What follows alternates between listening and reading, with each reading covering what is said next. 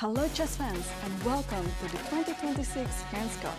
I'm here at the St. Louis Chess Club where 10 best-known chess players in the world will compete for the championship title and a total prize fund of $250,000. We're ready to get things underway, so let's head to the studio and start the action.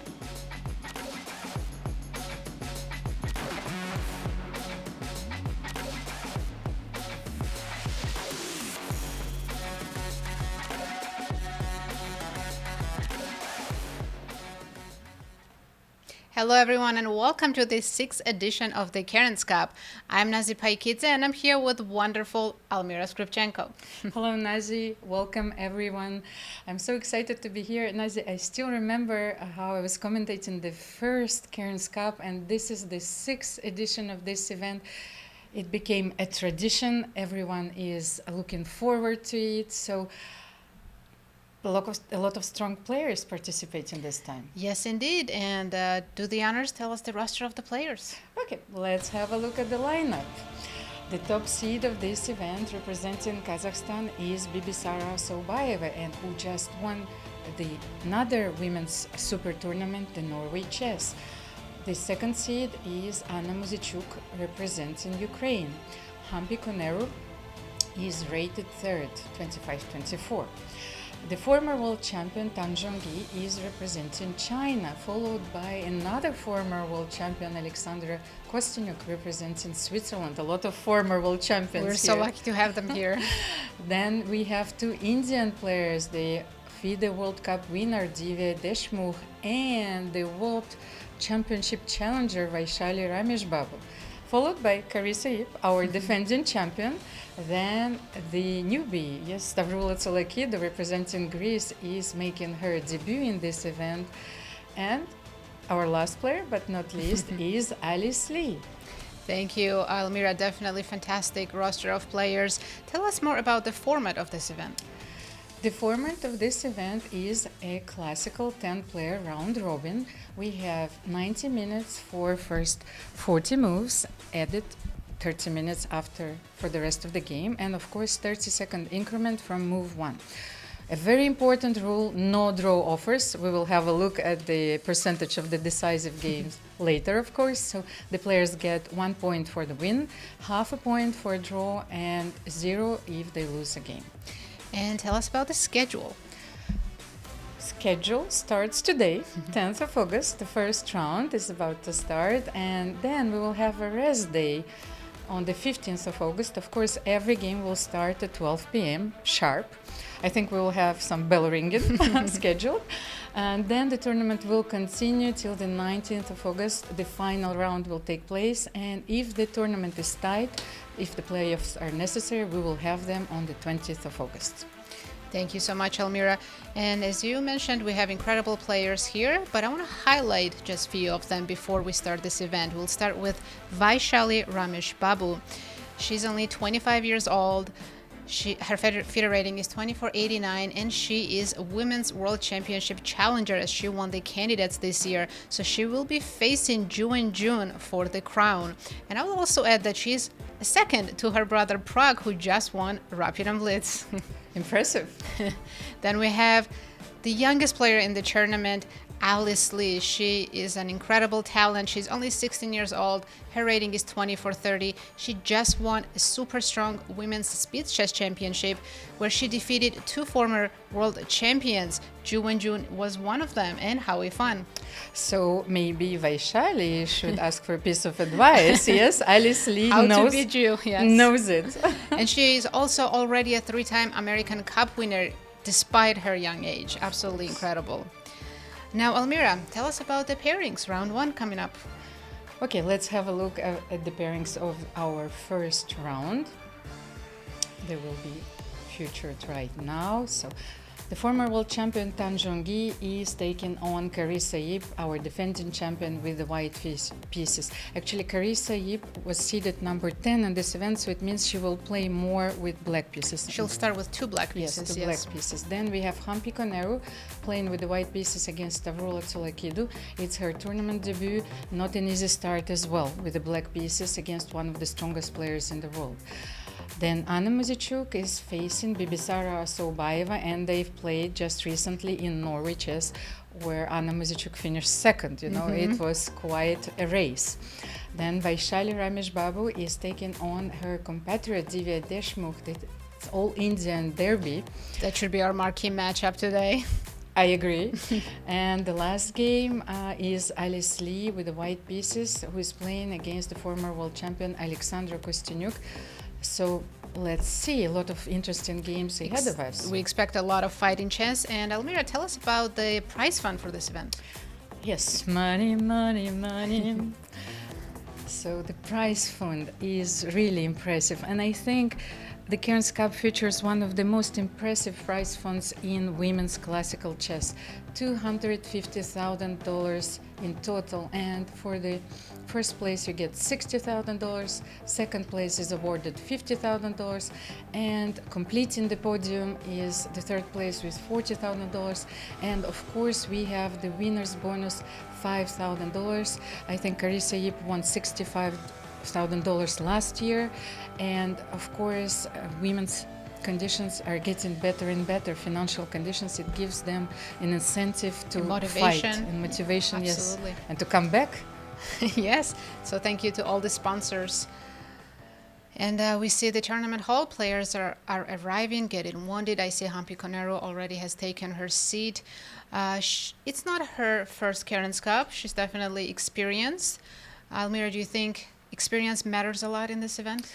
It does, but I am still thinking about the way Carissa Yip won the last event, because you can see that Humpy is meditating, of course, right now, and I know her very well. She is playing in my team, and actually this year we will try to fight for another title in the European Club Cup.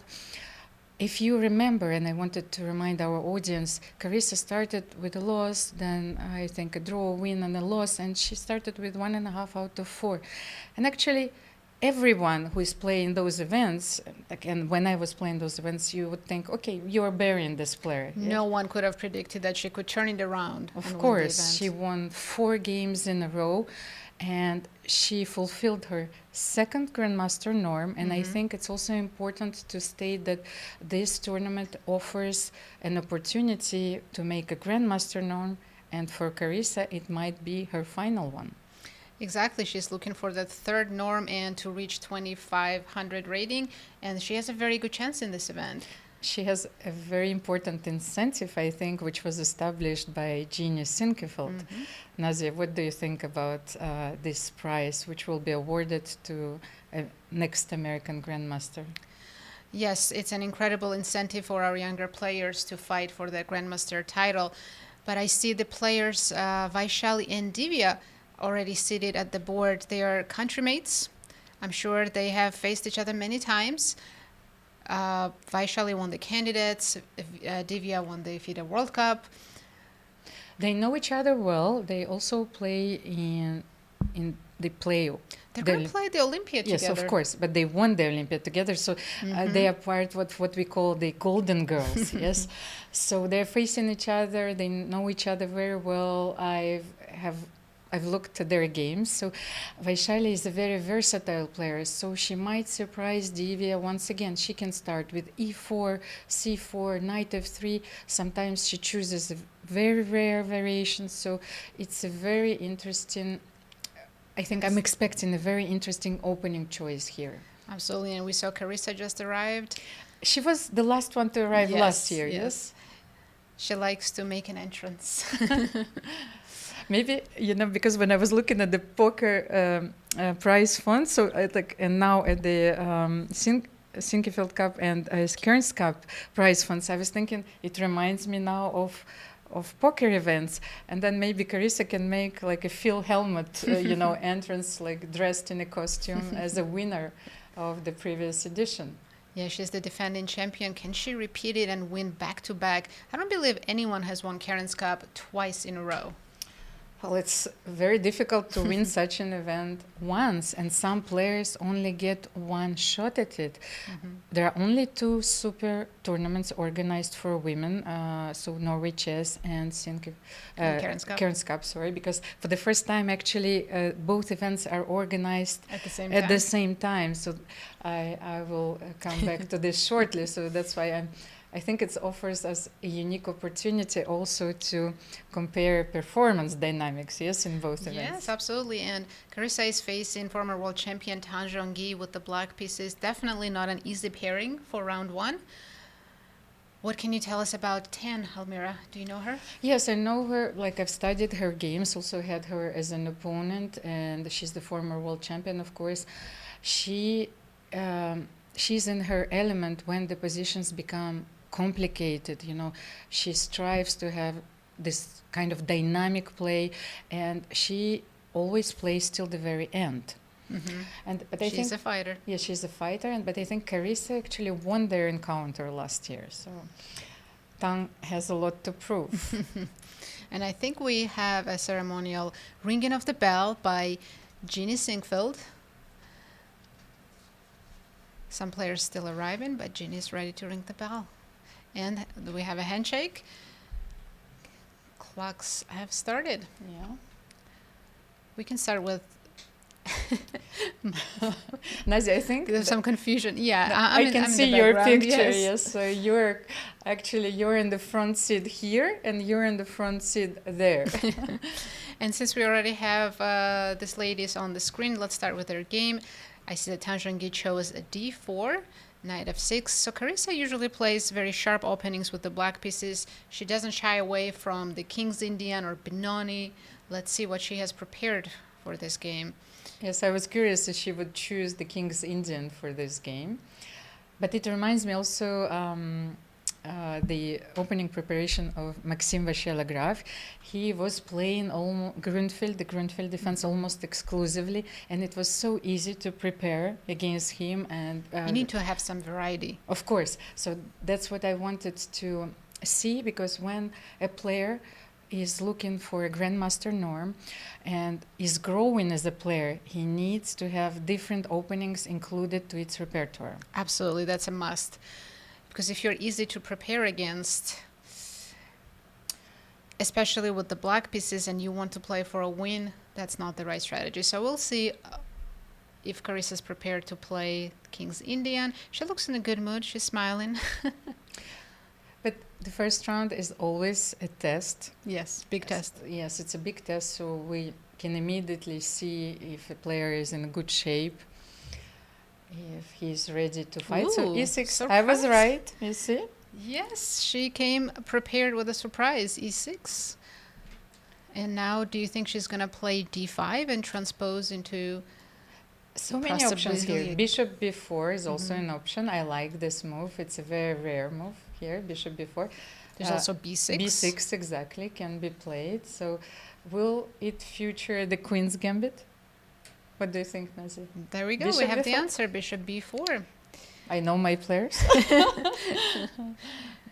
Actually, American players, they rarely play European events. You know, it's a pity. I would love to see Carissa and Alice competing in the European Club Cup, but I think the American Cup is always taking place at the same time. At the same time, yes. And now, of course, Tan has options between knight d2 or bishop d2, and she has chosen knight bd2. And usually, here, Almira, would you say white develops g3 and fianchettos more often? Or will she choose e3 and develop the bishop on d3, occupying this long diagonal? I think both alternatives are very interesting. Sometimes you also want to ask this bishop on b4 a question. You might play a3 here. So let's see. You see, time immediately goes. Guessing all the moves. Like, I wouldn't have guessed the winner of this event. I think last year will we have our predictions this year? Yes, we should make predictions. Yes. And my pick is going to be Alice Lee. I know she's the underdog coming into this event, but she cannot be underestimated. Yes, and what I wanted to say that the reason for this move is if you play a3, bishop e7, white immediately goes for e4. Grabbing the center, and have a look.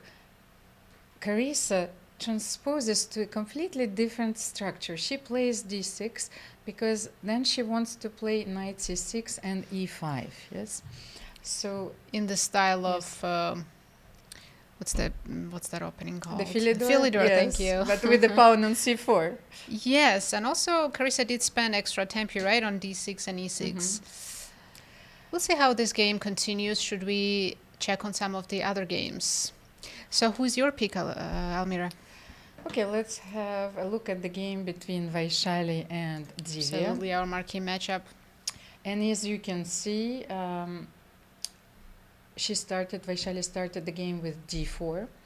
She's an e4 player, d4 player, but as you've said, she was her brother's second. It's actually, I think, the first time that I've seen such a strong second, female second in the event. So she is fully prepared, and what started as a Slav is d4, d5, c4, c6. The Slav defense is defined by this move, c6. Then continued by knight f3, knight f6, and knight c3, e6, giving Divya a lot of options. She can play the semi-splav, then also the camber springs, maybe the notaboom, and that's why... A lot of options. Yes, a lot of options, and here you can see that Vaishali played queen c2. I'm actually wondering, and I always wondered, because what happens if black grabs the pawn on c4? That's the most important question. If d takes c4... Nazi, you're a g4 player, yes? Yes. So what would you do, e4? I would consider e4 or a4. Of course, the a4 with the idea to stop b5, because if we start with the e4, which is a very tempting move to grab the center, now after b5, you're not going to win the pawn back anytime soon, but of course, you do have compensation because of the central pawns, and usually I would play b3 here, and after this trade, Black still has some questions to answer how to finish development, while White's plan is very simple: develop the bishop, castle, and make the most of the center. Of course, and I think that the computers helped us to understand those positions much better now. So we are actually looking for a long-term compensation. We're not getting this pawn back, but the bishop on c8, of course, is looking for development somewhere, and I think that very often we play e5, knight e4, yes, establishing the control over the dark squares. Absolutely, and then after e5, grabbing the center, we can also attack on the king side. And Divya is taking her time, thinking here after queen c2, she definitely has the option to take the pawn, or she could just continue development with knight d7.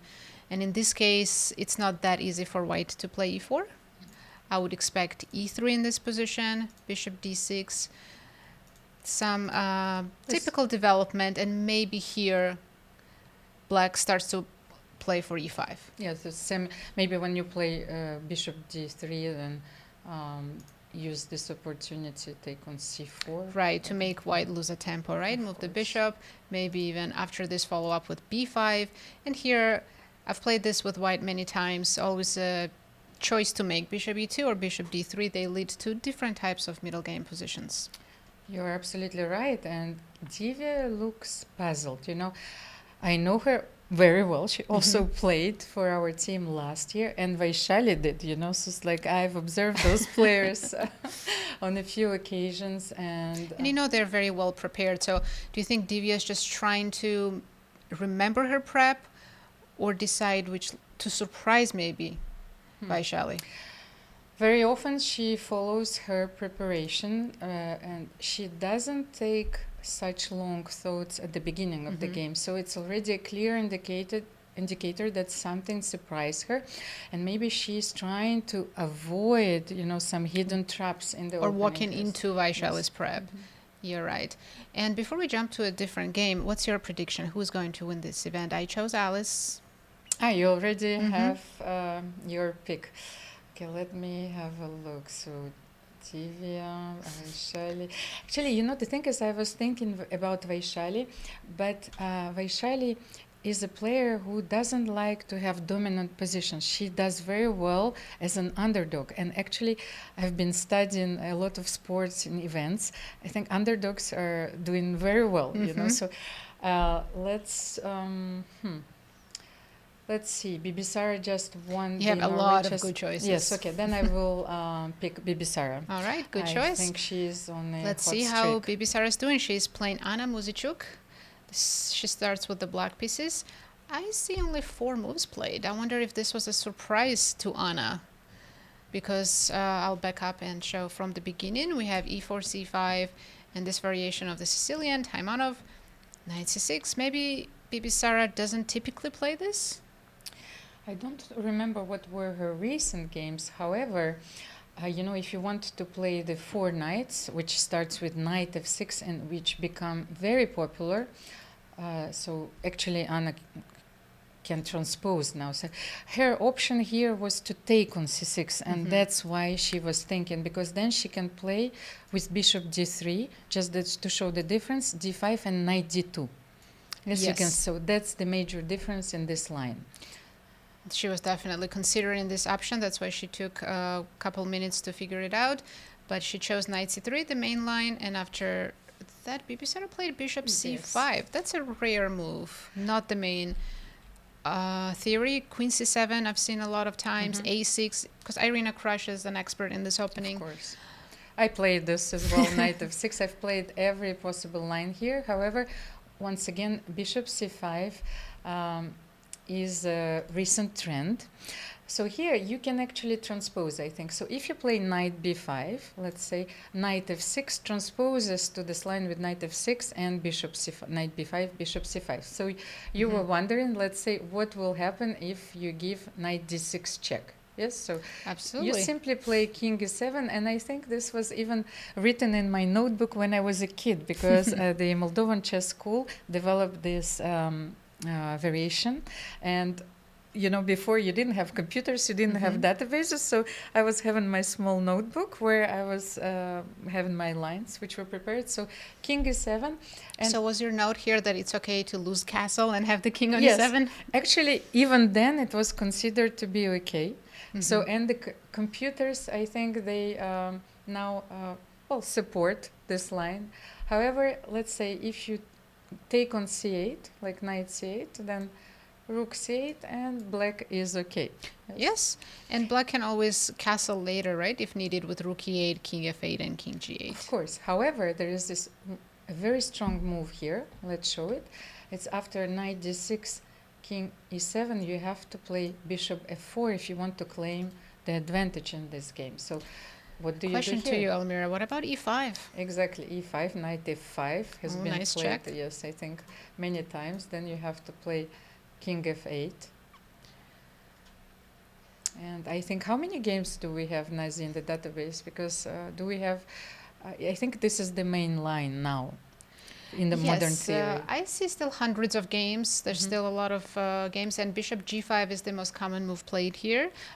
I'm sure Bibisara's prepared all this, because walking into this line unprepared would be very risky. Not only risky, but dubious, let's say, at least. But here, it's all about the structure. Of course, you play bishop g5, because now you are fighting for the d5 square. However, black is claiming here that they have the Sveshnikov structure, yes, with the pawn on e5 and d6, but their bishop on c5 is very active. Exactly. Very often, yes, you're trying to activate it when you take on f6, bishop f6, then you play bishop d8, as in Sveshnikov, and you play bishop b6. Exactly. So I here think, you already have the active yes, bishop. this is the modern treatment. So black have to play d6 here, I think. No, is there any Absolutely, other choice? have to open up this bishop. Yes, and then I think white have a few options. Actually, the knight from f5 can go to e3, and to establish the control over the d5 square. So what do you think, Nazi? Bishop c4, knight e3, I think would be my pick, because I don't like to allow bishop f5, it takes f5, so... I'm with you. I think that's what Anna should choose, but she's taking her time already, thinking for more than 10 minutes. Let's jump back to Divya's game, because I'm hearing that her choice of last move, whoa, a6, is a bit surprising. Because we were talking about this game a move ago, and we're considering d takes c or knight d7, typical development, but she chooses a6, falling behind in development quite a lot, and immediately Vaishali played e4. The thing is, of course, she considered this move. So when you play a6, e4, let's say you're almost forcing your opponent. It's a challenge. Yes, play e4. Let's see what happens. Normally you would take on e4 and then give bishop b4 check, I suppose. Yes, so you bring the queen. Do you take on e4 twice? Yes, I think Take I on want e4 to first. take, yes, and bishop b4. Then white is almost forced to play bishop d2. Yes, so then you take bishop d2, and maybe Divya thinks that in this position, with the knight driven to d2, not controlling the central squares, maybe she has some time to finish the development and to break through with c5. Ooh, maybe knight d7 and Yes. c5 right away. Maybe castle first, who knows? Like, I don't know. But Almira, I feel like black should be punished for playing a6 and delaying development. So I would castle long here and start the attack right away, either on the king side or maybe open up the center, depending on what you're doing with the black king on e8. Wow, castle long is a wonderful choice. You know, I think that you might be right, because And clock times tells a story. Vaishali has gained time on her clock. She's prepared and is in her preparation still, but Divya already has spent more than 10 minutes, and we're so early in the game, only on move 5. and I think the surprise value explains a lot in this game, because those players know each other very well.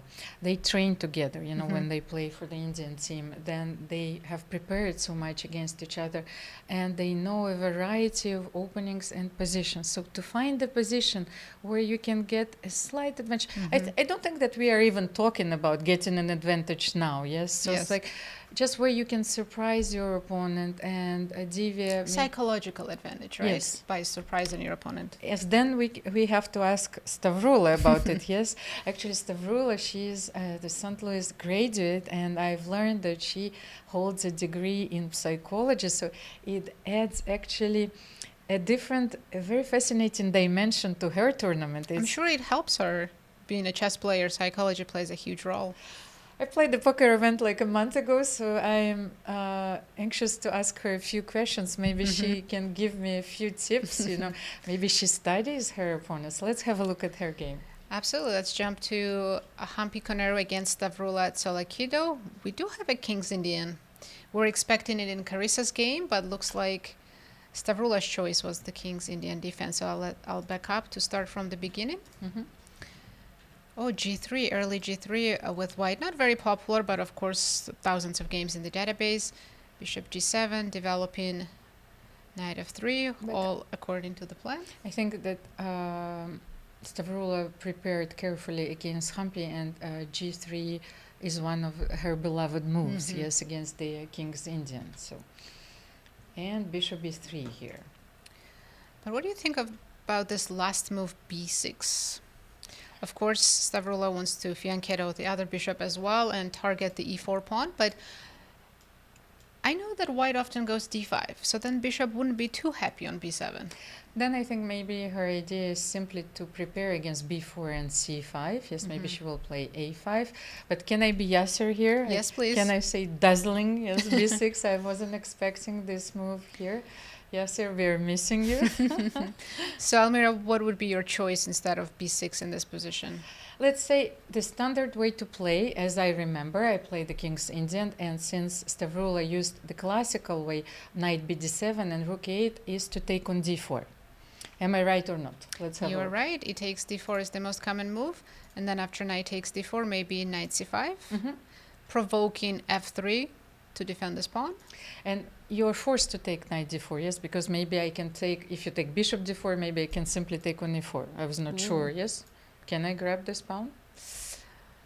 Yes, it's just hanging. Maybe white will have some compensation, but nothing serious. I'm not sure. Yes, you have to consider your options here, but I think the most natural way, of course, to take is knight d4, then knight c5. And then maybe typical move a5 to not allow b4 and keep the knight on c5. White often here plays queen d2 and with the idea of bishop h6 at some point. But at the same time, the bishop is on g2. Yes, knight c5 forces the move f3. Exactly. Yes, so it's interesting. It's like a tango. Not ideal. Yeah. These positions are very interesting to play and to watch. However, whenever you are white, like it's not easy. You have to play f3, be very careful, and to establish the control in the center. Whenever you're black, you think everything is like easy. You play knight c5, a5, then another planned move, and then you're out of moves. So what to do next? It's like you have to play c6 at some time, yes, to control maybe the knight d5 f7 square. is a typical move I've seen here, but you're right. Yes, you put everything on the right squares, and then what? Yeah, and then what? Then you have a weakness on d6. White will play rook a d1, king h1, get away and parry all the threats, and then bishop f4, and this pawn is lost. Exactly. Well, we will let the players figure this out. There's some games we still haven't checked, and let's go to Alice Lee and Alexandra Kosteniuk's game. I'm curious what opening we have in this game. I'm going to back up all the way. Alice started with knight f3. She's a d4 player. I've played her many times. We have another Slav, and look at that, exchange Slav. The thing is that I cannot recall Alexandra playing this variation, so it is a very wise choice on Alice's behalf. First of all, she transposes to an exchange Slav where there could normally be only two results. Yes, so it's like these positions are very balanced, and if Alice knows all the plans, then she will put slight pressure. Yes, I don't think that's Kosteniuk's style, right? To play openings where it's two-result game and she doesn't really have a chance to press. However, it maybe this is something she also introduced in her repertoire, to be able to tame her own nature. Yes, we always said that first you need to equalize with black, and Alexandra, she is a very dynamic player. She calculates very well. So I remember in her youth, we're always tempted to play every game for a win. However, this is the first round. It's a test, so things have to go slow. Yes, she'll be fine with the draw result with the black pieces, of course. So after queen b3 in this position, problem is the b7 hanging pawn. What are the options for black? You can play knight a5. There might be an unpleasant check, right? After queen a4, you can't play queen d7, so you'd be forced to go either back knight c6 or knight d7. I was thinking, so should we illustrate if we make a move which doesn't protect the b7 pawn? Let's say develop the bishop. Just bishop b7, then I think that white can take the pawn on b7. Yes. So and knight a5 does not trap the queen. We have this one square available on c7. I mean, white would have been lost without this move, queen c7, but it's a very important, it's a key square. So maybe Alexandra wants to play bishop b4. I know that this is one of the moves. Then defending the pawn this way. Developing the bishop and castling next. But after a3, then you're willing to give up the bishop for the knight. Yes, I think there games have been played like this. So it's like I've even seen black give up both bishops for the knights and play like this, because then the knight gets this beautiful square on c4. Yes, white has two bishops, but position's not very open, so black can say that it's almost equal. We might see that, but Alexandra is taking a long think here after queen b3.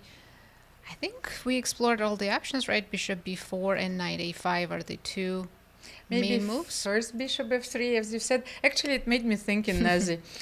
Would you prefer to play this position with knights or bishops? It's like players have their preferences. Yes. I always prefer bishops, even in closed positions. How about you? Actually, I am looking it's in a reversed way. I study my opponent's games, like a bit like a poker player preparation. And then if I notice something, even the slightest preference, then for example my opponents like knights, so that I exchange knights immediately, or I trade one bishop strategy. for a knight. Yes, but I do prefer bishops. And you guessed Alexandra's move. She just took on f3, and I want to point out something. Of course, we all expect bishop takes f3, but could Alice try taking with the pawn? Changing the structure, opening up the g file. But then let's use your move in this position, knight a5, because you have to protect the b7 pawn. Right, knight a5. Let's say I'll give you a check. And b5. Yes. What And else b5. can I do? Yes. Can I I'm very tempted to sacrifice here on b5. Let's try it out. Yes. We can always take it back if it doesn't work. I woke up the beast. I was not sure if I can say this, but Oh yeah, maybe if you give me a chance to Yes. sacrifice, I'll jump on it. I regretted this immediately because I thought, but okay, queen a4 can play knight c6, then prove that you have an advantage because you no longer have knight a5. But okay, now Let's say maybe I castle, and my plan is, of course, rook c1 and put in something on c7.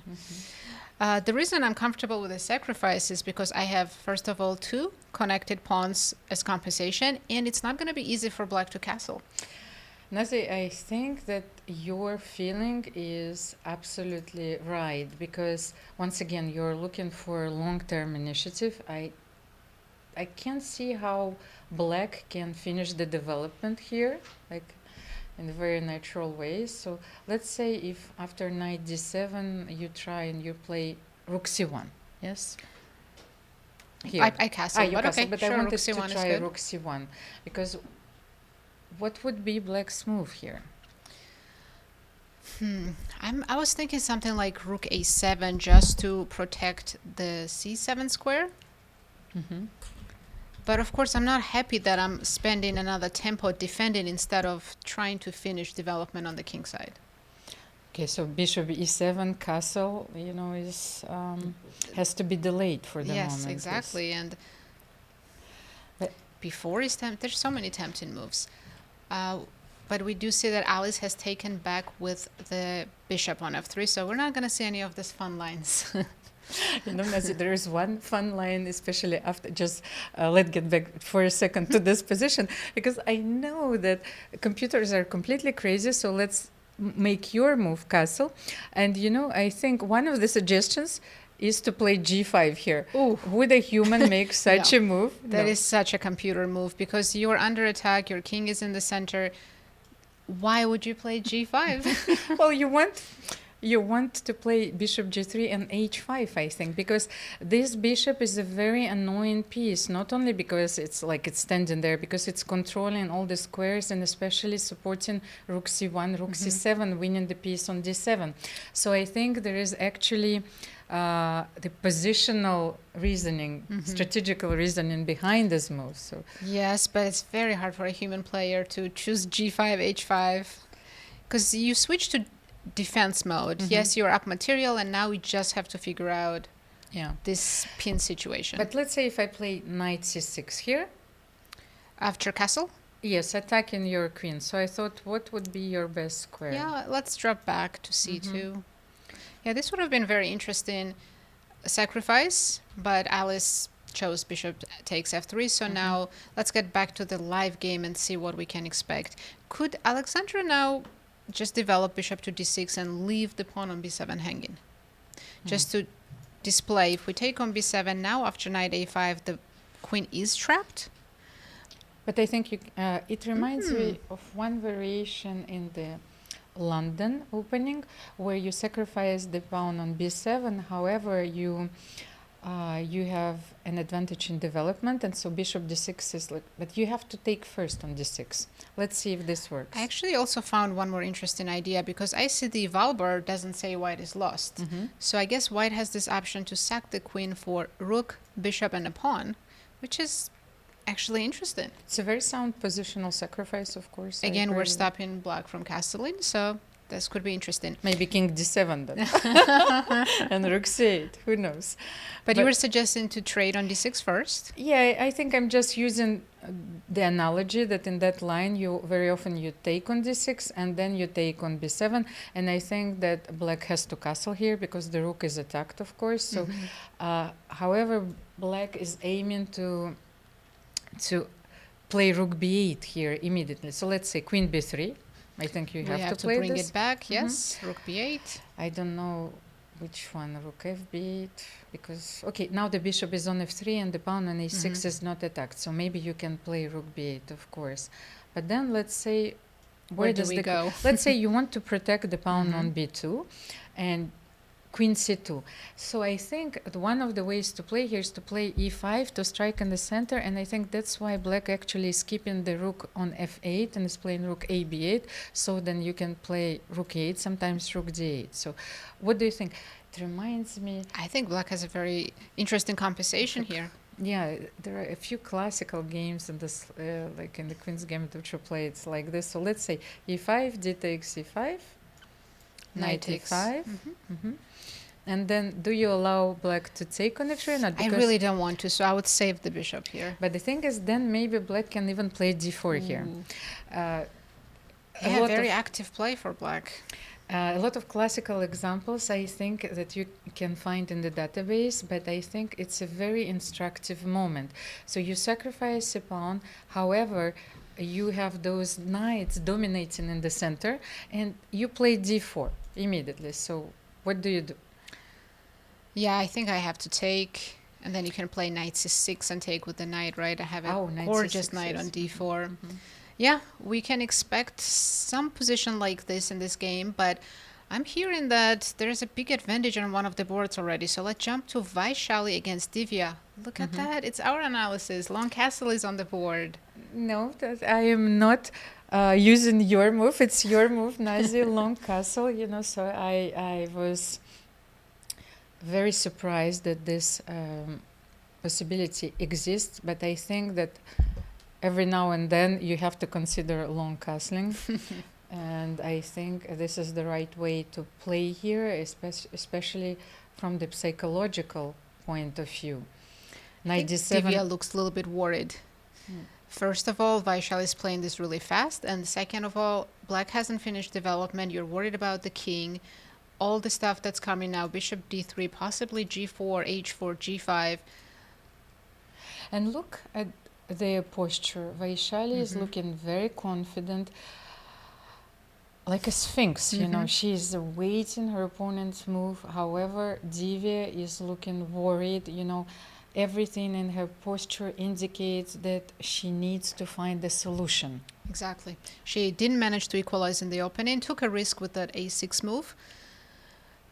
But let's try to find the best moves here for Divya. But okay, let's say you want to castle here, but then bishop d3 comes with the tempo. Yes, so you have to play knight f6 to protect against the maiden one. And then where would the queen go? h4? What do you think? h4 comes to mind, definitely, with the idea to go g4, g5 and still threaten a checkmate. Looks like the French defense now. So if Divya is not familiar with those types of position, will she play c5 here? Will she prepare c5? But I have a feeling that if you will play something like queen e7, it might be too late. So one wrong move and you can already lose. And I wanted to show that you can play bishop h7 here. Very nice. Let's show this tactic. So now you can't take because of the pin. You have to play king h8. After which you can simply drop the bishop back and still continue to play for checkmate. I was checking if you were awake, Nancy. I hope that I'm allowed to do so. Yes, of course. Please do. I like to find fun tactics. Of course. So then what is there? What else is there? Yes. You mentioned c5, and it's hard to play c5 when our queen is standing right in front of the d1 rook. So I understand the desire to move the queen first, but I think black has to play fast. Maybe c5 is the best option. Maybe it's the only moment when you can play c5 while the bishop on d3 is not protected, so you cannot take d takes c5. So d5. Probably knight f3, that comes to mind. d5 is not an option here because you can simply take. He takes d5, yes, and then... And you can take with the queen on Yes, d5 and also maybe look at the pawn on a2. But if white goes knight f3 with the plan to either go d5 or take on c5, now how does black try to equalize here? To equalize is a very big word. Survive for now. Survive, yes, exactly. This would be the term which I would use Maybe very often. Queen c7? But if you take on d4, then will you take knight d4? You know, I am committed to the attack. I'm going to ignore the pawn and play g4 and threaten mate into... Wow, g4, I have to play g6 because h6 just invites g5. Exactly, h6 would be a big hook for me and helps me. So you have to play g6, which is not a fun move to play. Of course, now you're weakening the dark squares around the king. And if I play g5, is the plan to put the knight on h5? I'm not sure. This knight, because then you can bring your knight to g4. I can easily see this happening, like knight e5. Yes, knight e5, knight g4, and I can go to h6 or f6, and that's very unpleasant for black. No. So maybe knight goes to d7. So I could also defend this position, rook e8, knight f8, and I could also control the invasion of the f6 square with the knight on d7. This is actually interesting because this is... And we might get this. Divya just castled, so they might follow our analysis. This is a very double-edged position, because when you played g4, it's a very responsible move. So g5, you have to prove, yes, that your strategy was the right one. And it might backfire, actually. What is the most precise Because move I would here? love to follow up with h4, h5, but it takes some time. Maybe I'll take on d4 with the queen with this plan to open up h-file. Okay, what can I do after queen It d4? looks so scary for black. Most of the pieces are undeveloped, and white's plan is very straightforward. I wanted to play queen c7, queen c5 to exchange queens. Of course, the queen trade would... that would feel for black that the worst is over if the queens are off the board. So maybe queen c7 supports e5. So let's go to h4. close the h4, then maybe, if queen c5, then maybe you will simply play... I will step back. Queen f4 or a4. Queen e4 or c3. I will not trade queens. And if I play e5, okay, now that my pieces are... Okay, let's head back to c3. supporting. I'm still playing on the h-file. So now, okay, how can I counterattack? Of course, b5 is a very natural move which comes to mind, because then if you take on b5... You want to start the counterplay as soon as possible. Yes, exactly. But if you take on b5, then I can simply take on c3. You're happy. Yes, ruin your pawn structure, and the pawn on a2 will be hanging, yes? Yes, but what if I follow up with h5? I don't have checkmate threats yet, but once the h-file is fully open, all I need is the queen to jump to h-file, and it's game over. This is becoming very sharp, and actually I think this is one of those positions where we can call with the opposite castles a race, where every move has to be precise and very important, because one mistake and the game is over. You can't waste the tempo. Yes, where can... maybe bishop b7 here. What do you think, Nazi? So you're not afraid of the open h-file. But yes, I did leave this diagonal completely open, and I'm not ready yet to sacrifice a full piece. The thing is, you need to put the queen on h3. Exactly. Yes, if you can if make only it I one could move, jump. Yes. And if I take on g6, I'm kind of curious. Can you take on f3? I'm afraid. Let's check, because I have some ideas of g7, and then taking on h7 with a check. Like, I wouldn't even dare, actually. My idea was to take on to capture on g6. Yes. With h or f pawns? H H pawn? And then you Maybe have to rook continue. h3 now, and I will try to double and threaten checkmate with rooks. This is a very interesting position, because I think that it actually it is not easy to evaluate. You know, you have to be so precise in your calculations. So let's say HG6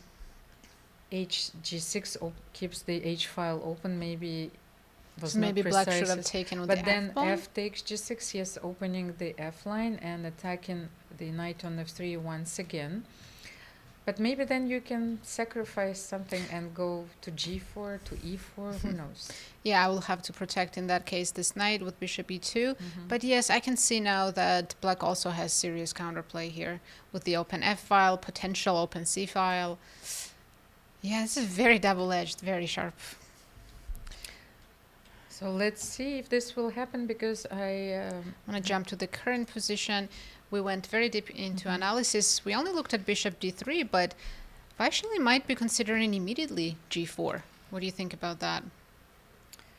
in the style of the modern grandmasters, yes, like I wouldn't dare to say like it's not there. But however, during Renaissance, you know, the Italian players, when actually the queen became as powerful as it is, they first threw all of the pieces, you know, on their like the opponent's king, so because with the hope to mate. So g4 is not surprising me here. So let's see.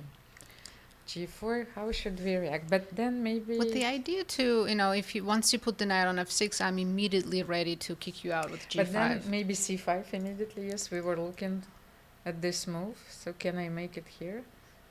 Because one thing about g4 is that I no longer have queen h4. That does change my plans a little bit. So if I go bishop d3 now and you attack me with knight f6, I would have to drop down to e2. But I like this because now I'm not really letting you consider knight h5, and g5 is still coming.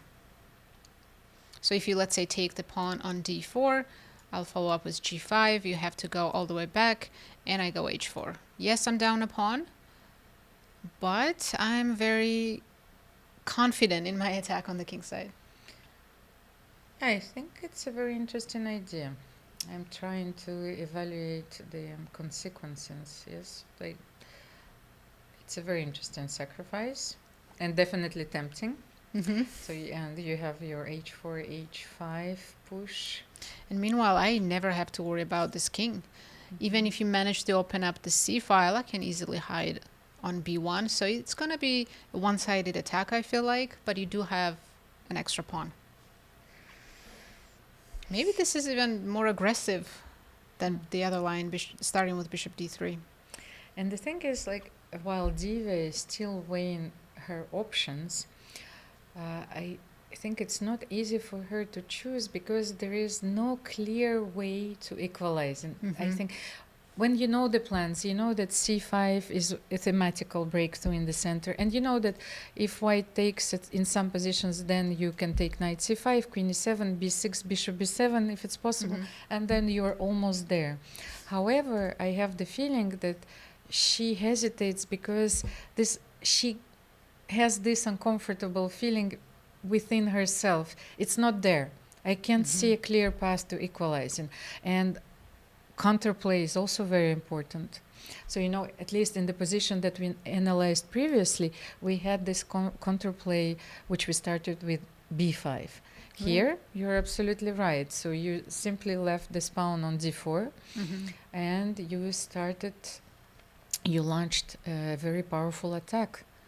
I also heard from our GM, Dariush, that maybe instead of queen h4 in this line, queen e5 or queen e3 was better.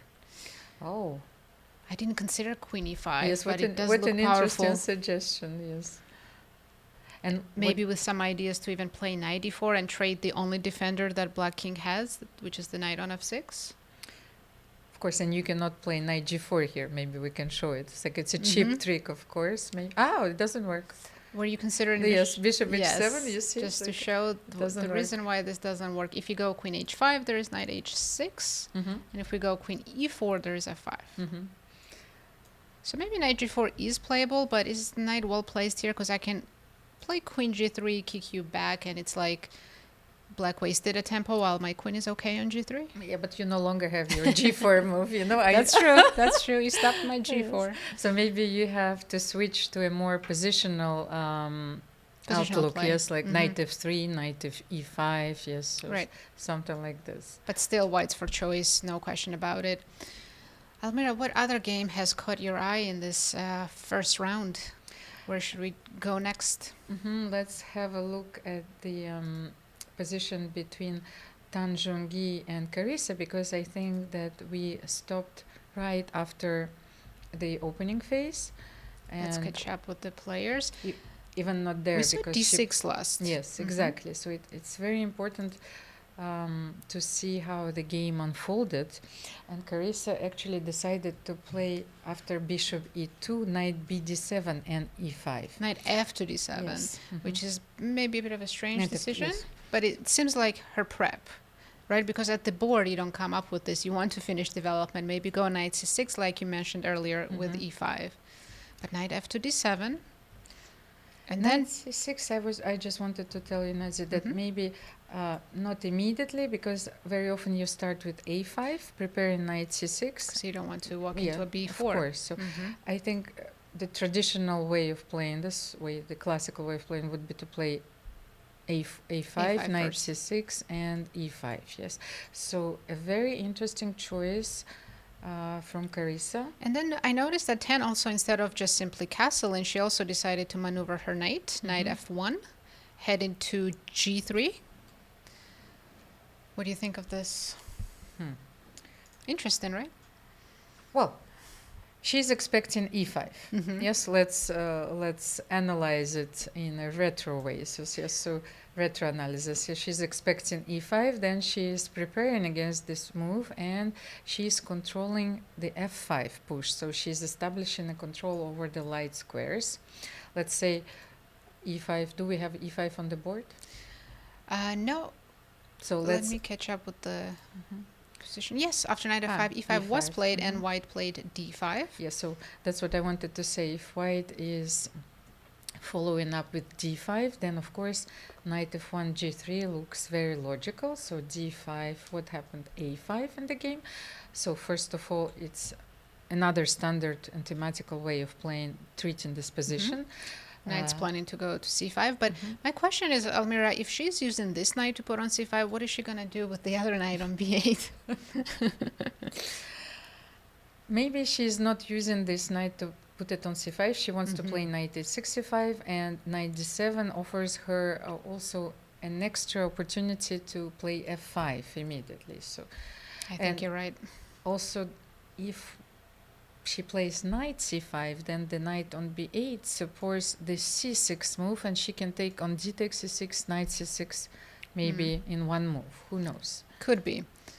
After knight g3, Carissa played a4. Tan is developing her pieces, and here b6. We saw b6 in Stavroula's game. Not the same position, but kind of similar structure. And then this move, bishop d3. I like this move. I think Tan is determined to not allow f5 at all, and I think she's planning, if knight comes to c5, which it did happen, Carissa played, to put the bishop on c2. So she keeps the eye on a4 pawn and on black's f5 as well. Actually, it's very interesting for our audience and also for us to have a deeper understanding of this position, because I remember the days where the possibility of fixing the structure, pawn structure on the queen side was simply not allowed. It was considered to be a bad choice. So if black can play a4 and to establish the knight on c5 and to control the b3 square, you can no longer play b4, then where white will develop its own play. Here we understand that actually Tan doesn't want to play on the queen side. She wants to deprive Carissa of any counterplay on the king side. So no f5, nothing. The bishop is on not on g7 but on e7. It's not easy also to play bishop g5 and to exchange this piece, which is normally black's worst piece. Yes, because black has so many pawns on the dark squares, this bishop doesn't feel too happy. So after bishop c2, I saw Carissa played bishop d7 to defend the pawn on a4, because it's possible Tan was considering at some point to take on c5 and just grab the pawn. Bishop d7 defends the a4, and here, no castle still, Tan chooses h4. Maybe she wants to put the pawn all the way to h6. Carissa responded with knight a6, and here we also have the control of the g5 square. Maybe we can do something about that. Nazi, this is such an interesting position because, as you can see, those two knights are fighting for the same square. Yes, so now, of course, if bishop c5, knight c5, and black is fine. However, Tan will keep all her pieces on the board. And I think this is the way to play this position because you are trying to strangle your opponent here. Yes, it's a boa constrictor style. Yes. So h4 is a very interesting move because I think that she will keep her king in the center. And or maybe put it on f1 if needed, but sorry, f1. And the rook on h file is very helpful. Of course. So bishop on c2 is controlling the a4, like attacking the a4 pawn, but it's also controlling the f5 square. So h4 actually doesn't even allow you to play g6. Yes, so if you will play immediately h5, g6, of course, to prepare f5, which would be a thematic play in this position, but with the bishop on g7. But what to do with the bishop on e7? Or with the knight on a6. If I'm not touching the knight on c5, which I don't think Tan would consider this anymore, what is the knight doing on a6? Oh, if I would have to sum up the opening phase of this game, I would say that Tan has a clear advantage, and especially psychological advantage, because Carissa is a dynamic player. She likes the positions which are very unbalanced, where she has her chances. However, here, for the moment, the only way to play is maybe to open the b file. What do you think? To push b5? Rook b8 and b5, yes, right? Exactly. I think so. And I also think maybe Carissa's waiting for her moment to counterattack, because you're right, she doesn't like to defend and being under attack. And oftentimes when she plays King's Indian or this type of openings, she plays a lot of Pirk. She sits in a worse position for a while, but then if her opponent gives her just one chance to strike back, she will take that.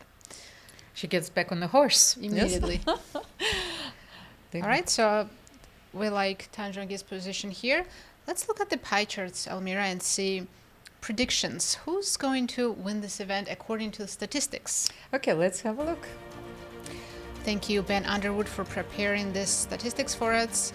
Pre-tournament favorite is Assaubayeva at 18%. Tan Zhongyi second with 15.7%. Anna Muzychuk in third. Humpy, Kosteniuk. Wow. But you can see how this is more or less very even tournament because no one has 40% chance of winning or even 30, only 18% for the favorite. Well, I think that maybe the first parameter that the algorithm is taking into account is the ratings, because as you can see, Bibisara is our top seed, so she is for the moment our favorite, yes, to win this event, of course, followed by Tan. Anna Muzychuk is the second seed in this event, so maybe we are taking into account their recent results. I was trying to find out more, yes, what is this magical formula, yes, behind all those predictions. And I was asking if Ben is including if they've slept well, you know, the night before or things like this. But he does include 15,000 tournament simulations. So it reminds me, of course, of poker tournament simulations. However, in chess tournaments, like the empiric evidence is there. Yes, we know like how players perform, what are their ratings, and what are the like factual things that we should take into consideration. However, what surprises me is that Carissa Yip won the last event. She is the defending champion, but she is still only about like 6% chances to win. That's definitely not considered when making the statistics, that Carissa is the defending champion. She has the confidence that she can do it. She can win this event. So giving her 6%, I wouldn't agree with that. Also, Alice at only 3%.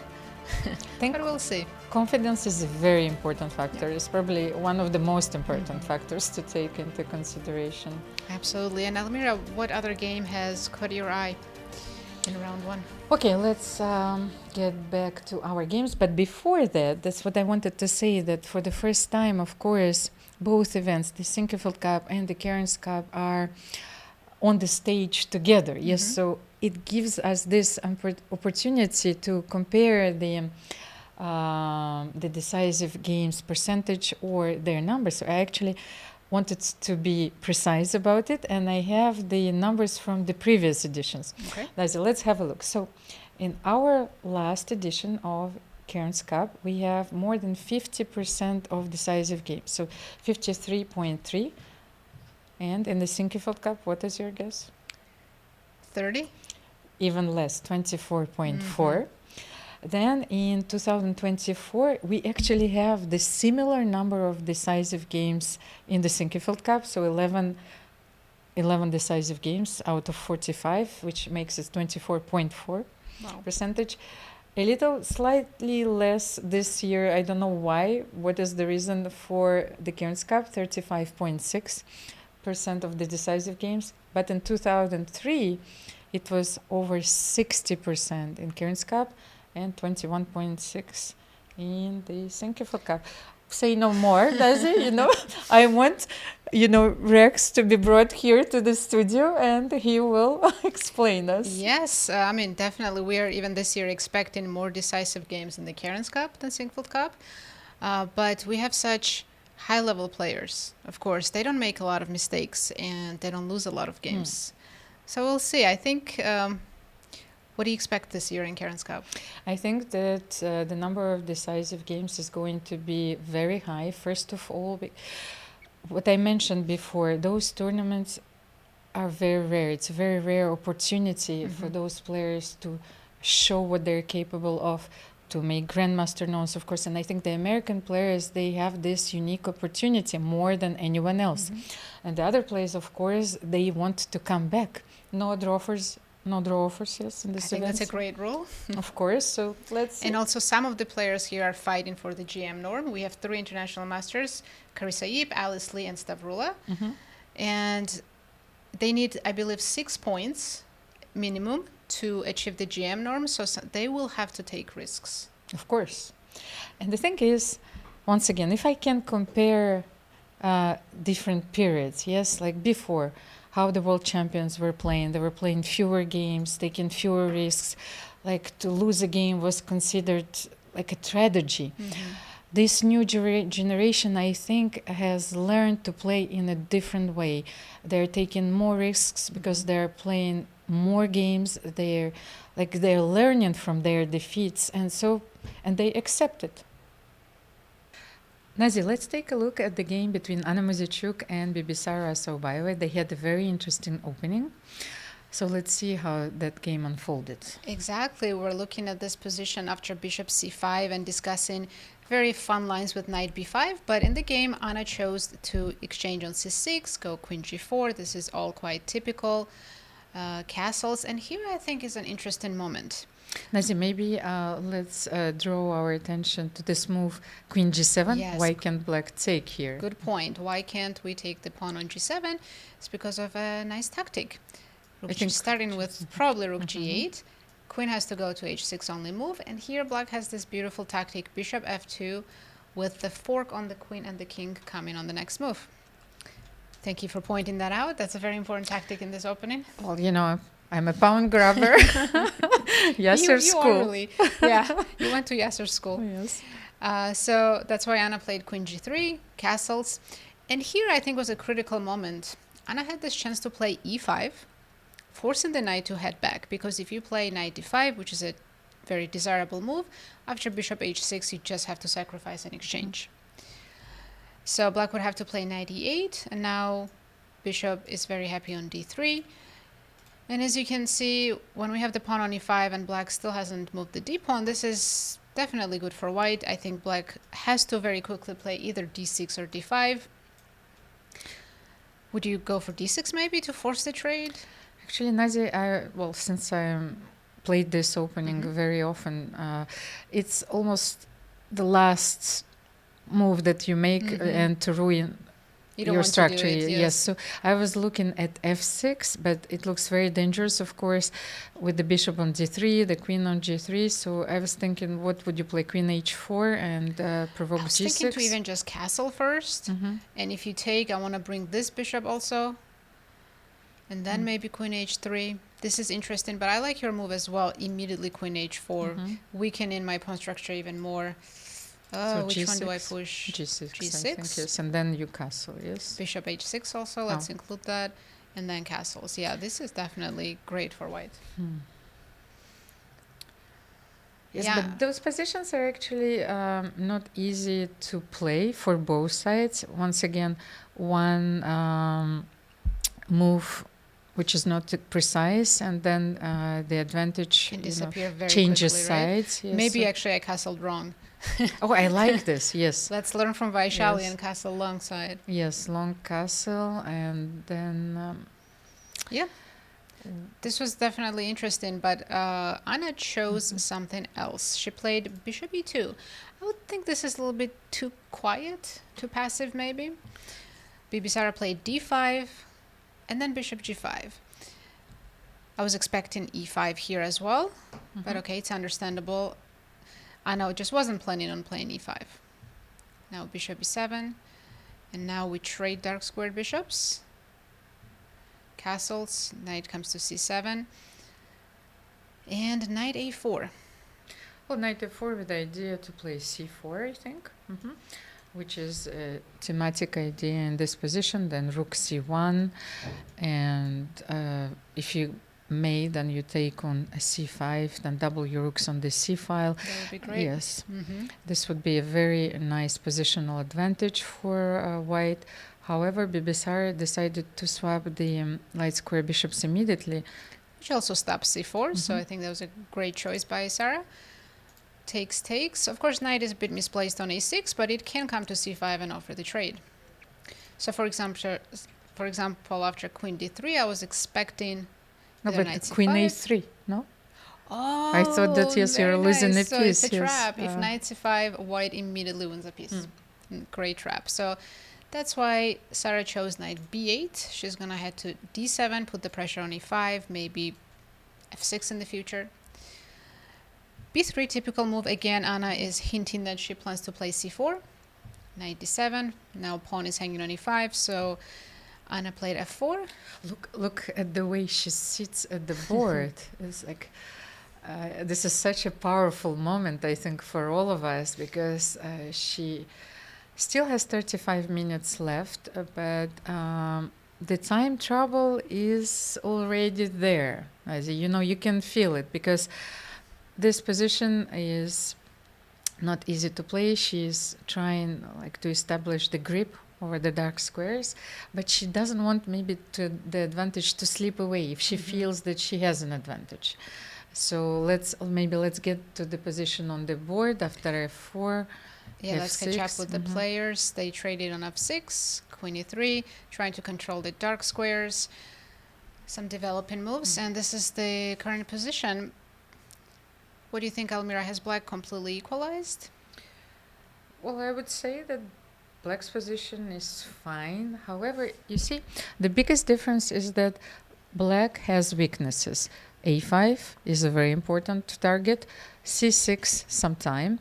If black pushes c5, then c4 will fix the pawn structure, and if you will play d4, then sometimes I would want to swap queens and then win this pawn. So I think that, let's say, white has a psychological advantage there because they have a healthy pawn structure, and the small grip over the e5 square and the dark squares maybe potentially. However, I think that the knight from a4 might go to e5, knight b2, knight d3, something like this in the future.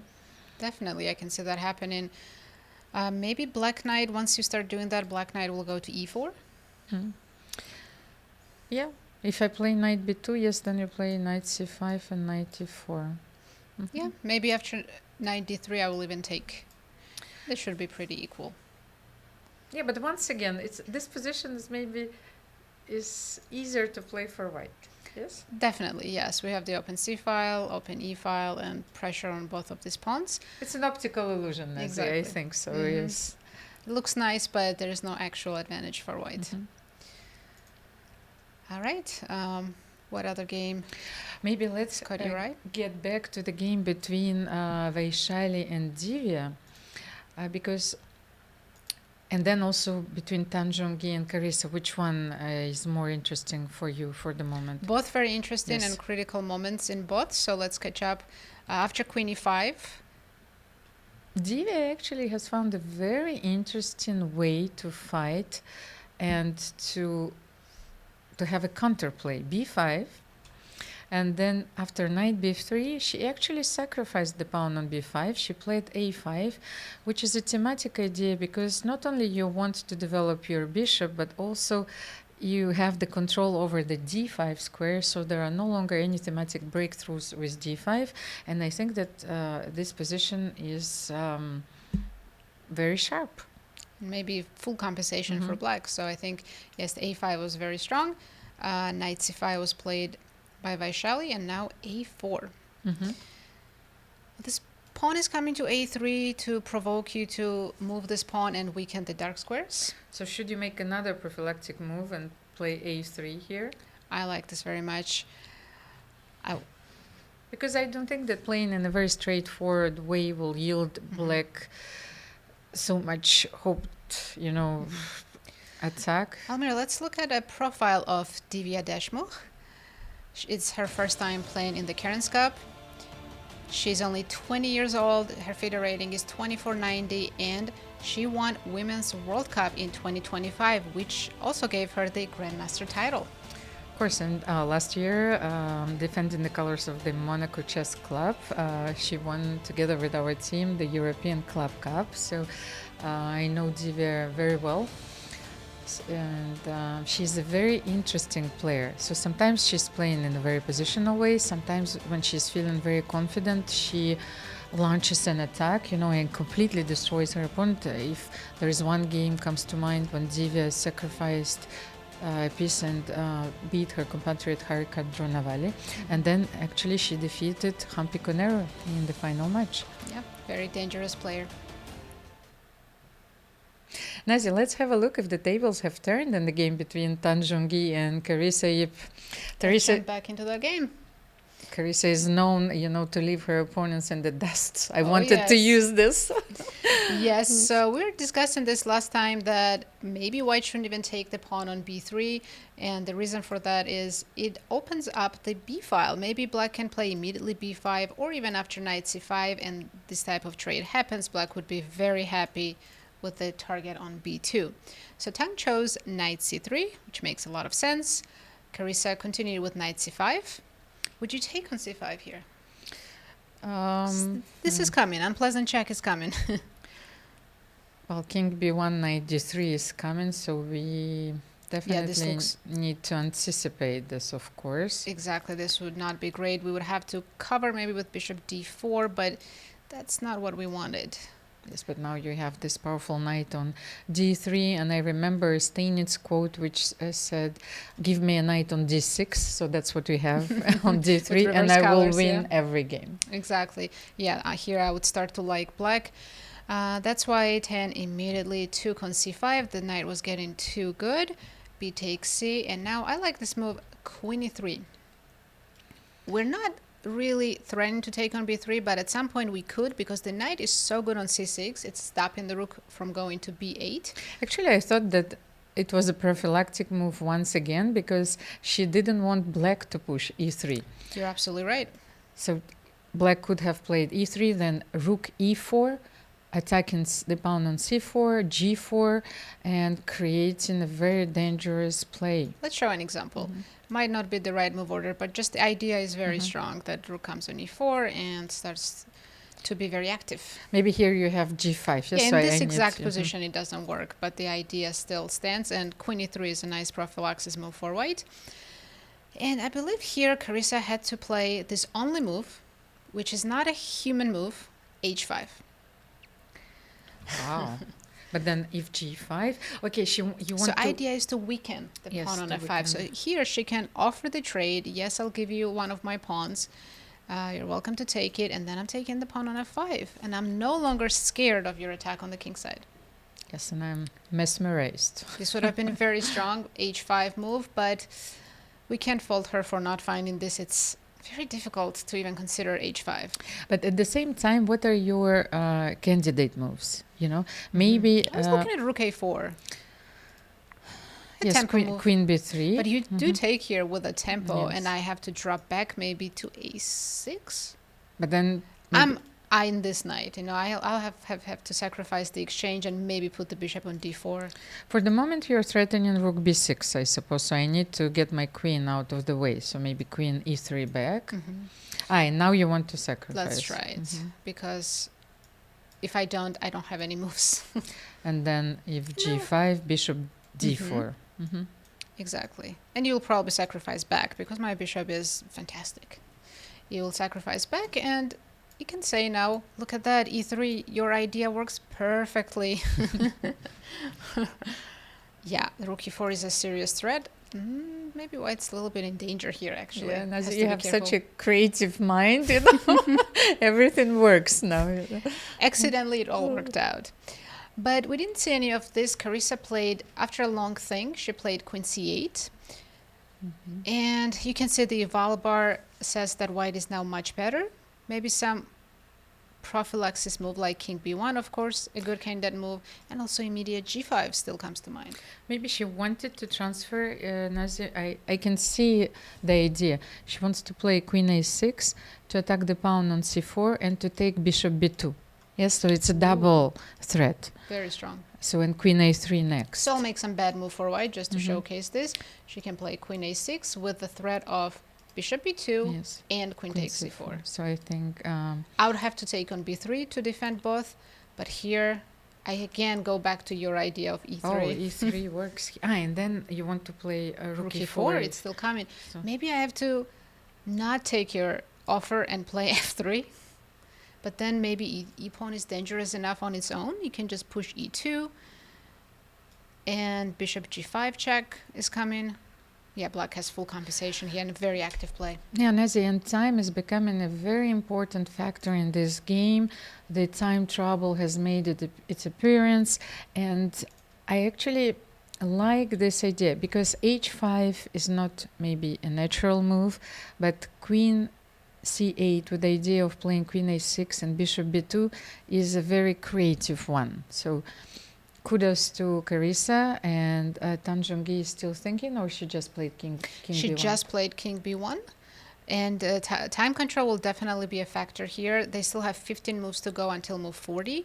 And as you can see, both of these players approaching time trouble in a very critical position.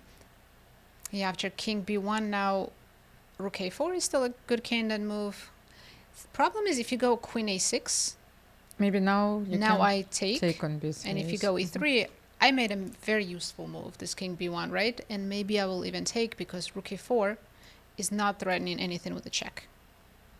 And I'll have time to maybe include g5 here. And white looks pretty good. Yes, white is way ahead in this position. Let's have a look at the profiles of these two amazing players. And we'll start with Zhongyi, the former women's world champion. She's 35 years old. Her FIDE rating is 2520, but it used to be much higher. Yes, it was much higher, and also what I wanted to emphasize is that Tang is performing consistently for so many years. You know, she's staying on the top.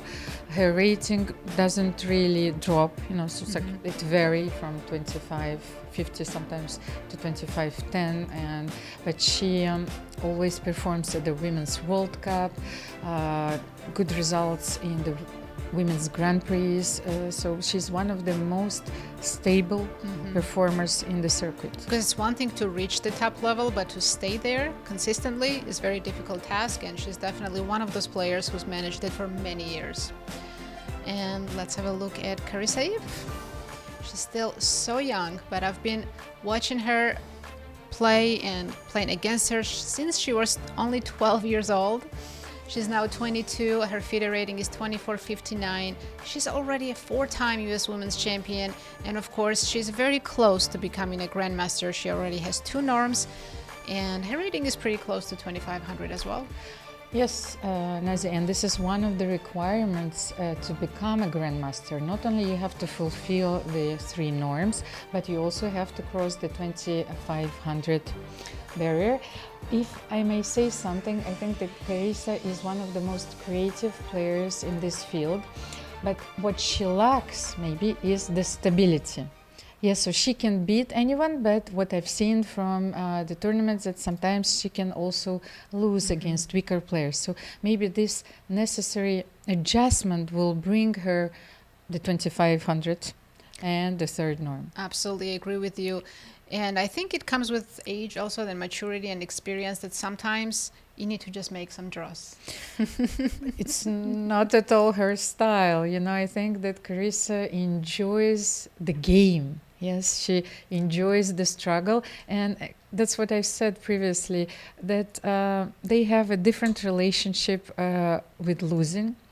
It's almost like they accept, you know, it's a free fall, you know, anything can happen, but by taking more risks, you can win more tournaments. Absolutely. She has such a fighting spirit. And she, as you can see on the board, she just played h5, and that was the best move. But I want to jump to Vaishali and Divya's game, our marquee matchup today. So she didn't elude her. Maybe she had this idea in mind. Yeah, she just waited for the right time.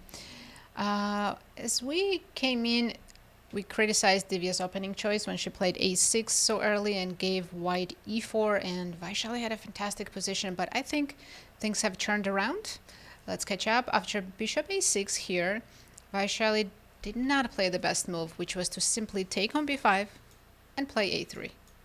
Whether black takes with the pawn or with the bishop, we still play a3, and there's a tiny advantage still for white, not much, but you know, black pawn structure is definitely much worse long term, and that's about it. The thing is that your classy move a3, it underlines that if you take with cb5, that the bishop on e6 is still incredibly passive and vulnerable. Like you cannot improve, you cannot play rook b8, so you need probably to bring your queen on b6, but you want to push b4, and you can't. It will take a lot of prophylaxis moves to play b4. But instead, Vaishali made a decision to trade her fantastic knight on c5 for this bad bishop on a6, which of course improved Divya's position a lot immediately. And here I think white has to be careful to not end up worse. I agree, Nazi. The thing is, we should check the very straightforward line, because maybe Vaishali missed something. So let's say c takes b5, and we can take this pawn. Let's say queen b5. If you play rook b6, then maybe queen takes f4. Yes, so maybe you have a different move. No, actually, I think, Nazi, this is the move that escaped her eye. It was rook a5. So instead of rook b6. Because we very often look at those moves like rook b6, but lateral moves like rook a5, it's sort of our blind spot. Exactly. And if you start making those moves and turning the tables, it means that your tactical eye has sharpened. So after rook a5, where should you go? Let's say we move just back. And then I thought that maybe you can include knight d5 and then a3. Ooh, yes, yeah, or something like moves. this. Yeah, this looks very good. Either start with a3 or immediately knight d5. Maybe start with a3. Yeah, very active play for black. But Vaishali didn't choose to take on b5. Instead, she played this rook e1 move, which looks like a fine move, but it turns out it was a big mistake, because now black gets all the initiative that we're just looking at, but for free. It's not even for a pawn. Rook comes to a5, queen comes to b6. Maybe I would start with a3. I love this move for black. But if you start here, especially with the bishop on c4, maybe Vaishali was counting on b3 with the bishop on c4, protecting everything. So what do you think? True, but after knight d5, you're kind of tempted to take, because these dark squares are still pretty weak. Let's say queen d2 for the moment. Queen d2, maybe I'll go queen b6. And, yes, and black is definitely for choice. Remember how we had this plans to attack on the king side? What happened? The entire play is now on the queen side, and it's definitely black who's dominating the position. And the thing is that actually the queen on d2 is on the way of white rooks, because you want to make a luft, you know, you want to play rook d3, rook g3, and to activate at least one of your rooks. And actually the rook on d3 will be very useful, protecting, guarding the c3 square. So maybe the queen can play queen h6 at some moment, but the queen d2 is actually, maybe queen c1. Let's try something like this. Okay, let's say I can play knight b4 to stop this rook from going. But can I go rook e3? Yes. Let's try with the other rook. Yes. I think here I also have this rook that can help, but this is a lot of positional maneuvering, I think. But black is definitely much better. I'm gonna try to catch up with the players because Vaishali is in time trouble. She's already below 5 minutes. So after queen e3, Divya didn't play a3. She started with queen b6, which immediately asks the question: should white play a3 now? Maybe we should, now that we are aware of all these threats in the position. Yeah, a3 had to be played, but she missed this opportunity.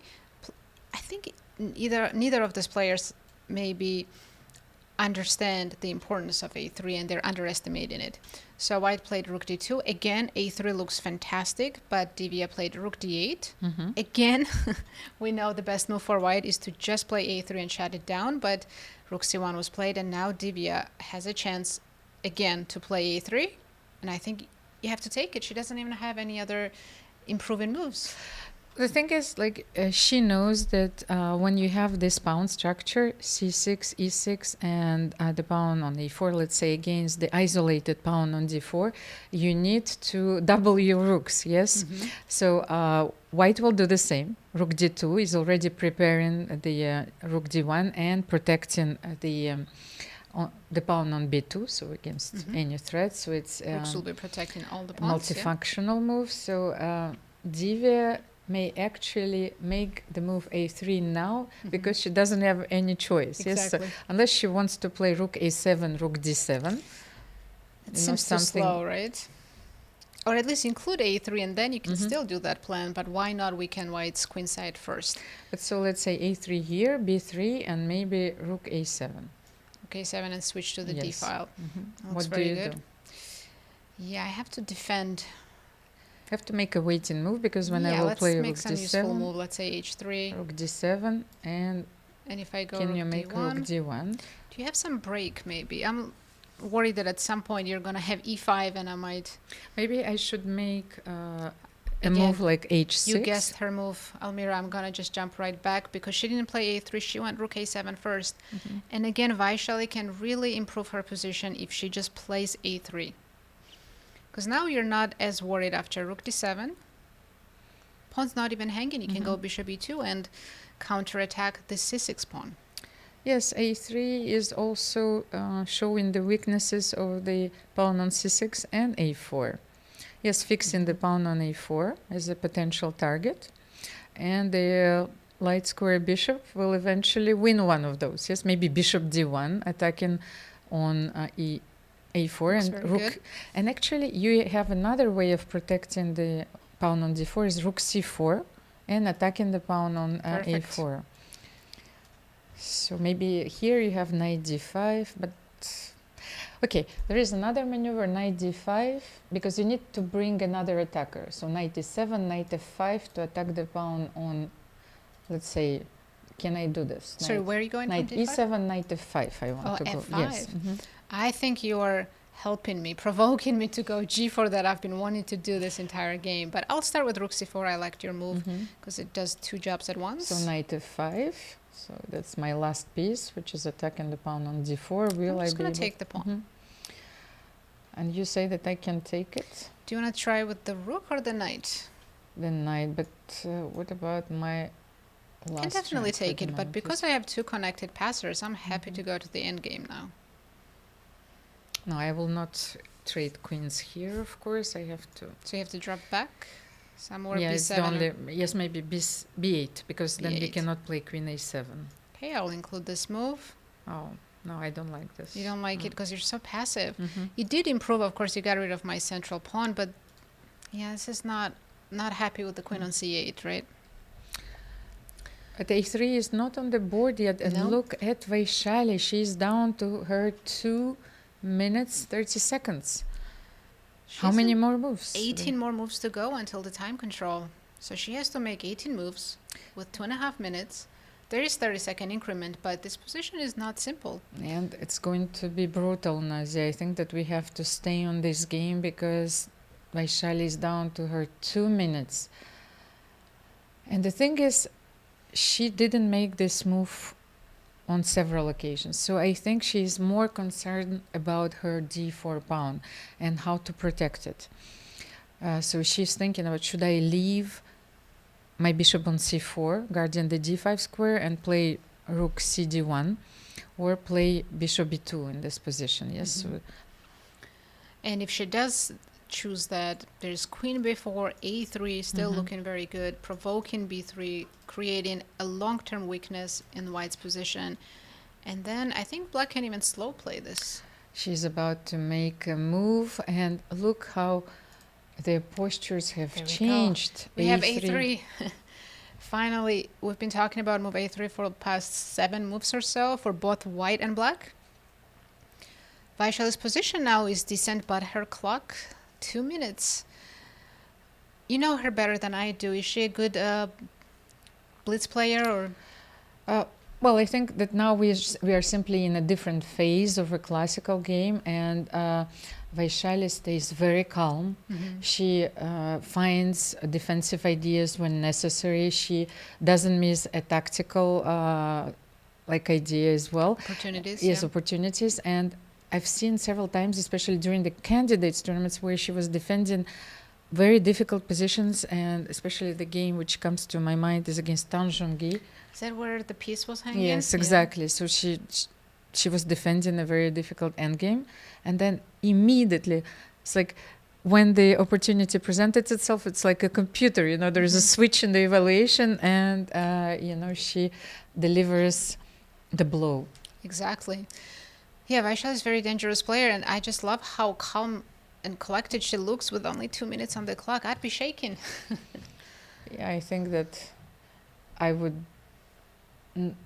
It's very difficult for me actually to remain rational at this point. Yes, so you have to calculate, you have to find the best moves, you have to keep the game going. Absolutely. And I think Divya is going to take her time thinking in this position. I want to draw your attention to Zhongyi and Carissa's game, because there's a exchange sacrifice. Let's catch up with the players. We saw Carissa's last move was h5 and g5, of course, the natural follow-up, bishop d4, and we only considered knight takes d4, and then black would be able to take the pawn on f5. So Tang didn't want to give up this pawn on f5, decided to take with the rook, bring the knight back to defend f5, and I think this is a great solution. What a brilliant idea. I think Tigran Petrosyan, would be proud. Would be proud, of course. And she keeps her powerful knight on d4, which controls every square in the position. Absolutely protects f5. You can always jump wherever it wants to go. b3 is always under attack. Yeah, this knight is worth at least a rook, right? And actually, what moves do you have in this position? For black? Yes. Yeah, I'm not too happy because white no longer has any weaknesses. With the last move, she protected c4. There's no breakthroughs on A or B file anymore. Everything's shut down on the queen side. So I think black is just now waiting for white's attack. And what is the plan? Are we pushing g6? Are we pushing f6? I wanted to make a move, and then we can continue. Let's say rook a b8. Sure. Protecting on b3 just in case. So how would you continue? Would you play g6? I have to figure out which pawn to push. Yeah. Both are tempting. Probably g6 just so I can isolate the h5 pawn, and hopefully I can win the pawn and checkmate you. I also wanted to have the e6 square, for the knight. This jump might be fatal, of course, at some point. So let's take on g6. Yes, what else? Yeah, because if you play f6, you might as well resign after queen e2. So let's take a look at f takes g. So you want to jump right away?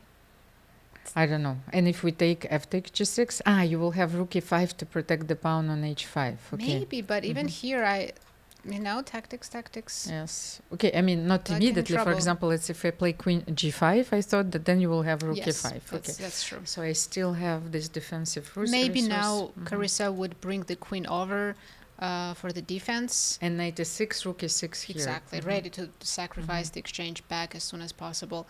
So after rook c1, And if we play f6, let's make another try. sorry, If we play f6, f6. yes. Oh, You it's didn't black to know- move, so it's after yes, rook b8. Yes, you f6. didn't know which pawn to push. And if I go, oh, we have now new ideas like knight e7 is coming. And then queen e4. Oof, this is deadly as well. So maybe both f6 and g6 are good.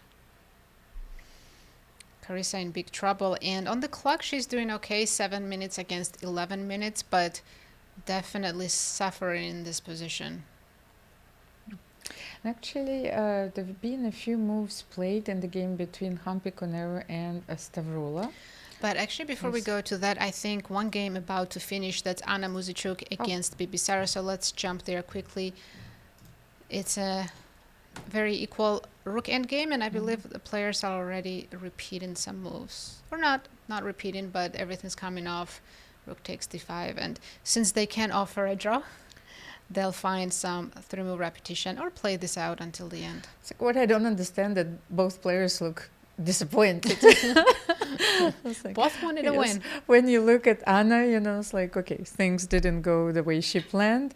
And when you look at Bibisara, you know, I was thinking that draw is a very good result with the black pieces in the first round. But Yeah, I think they're going to repeat now, make 3-move repetition with the checks.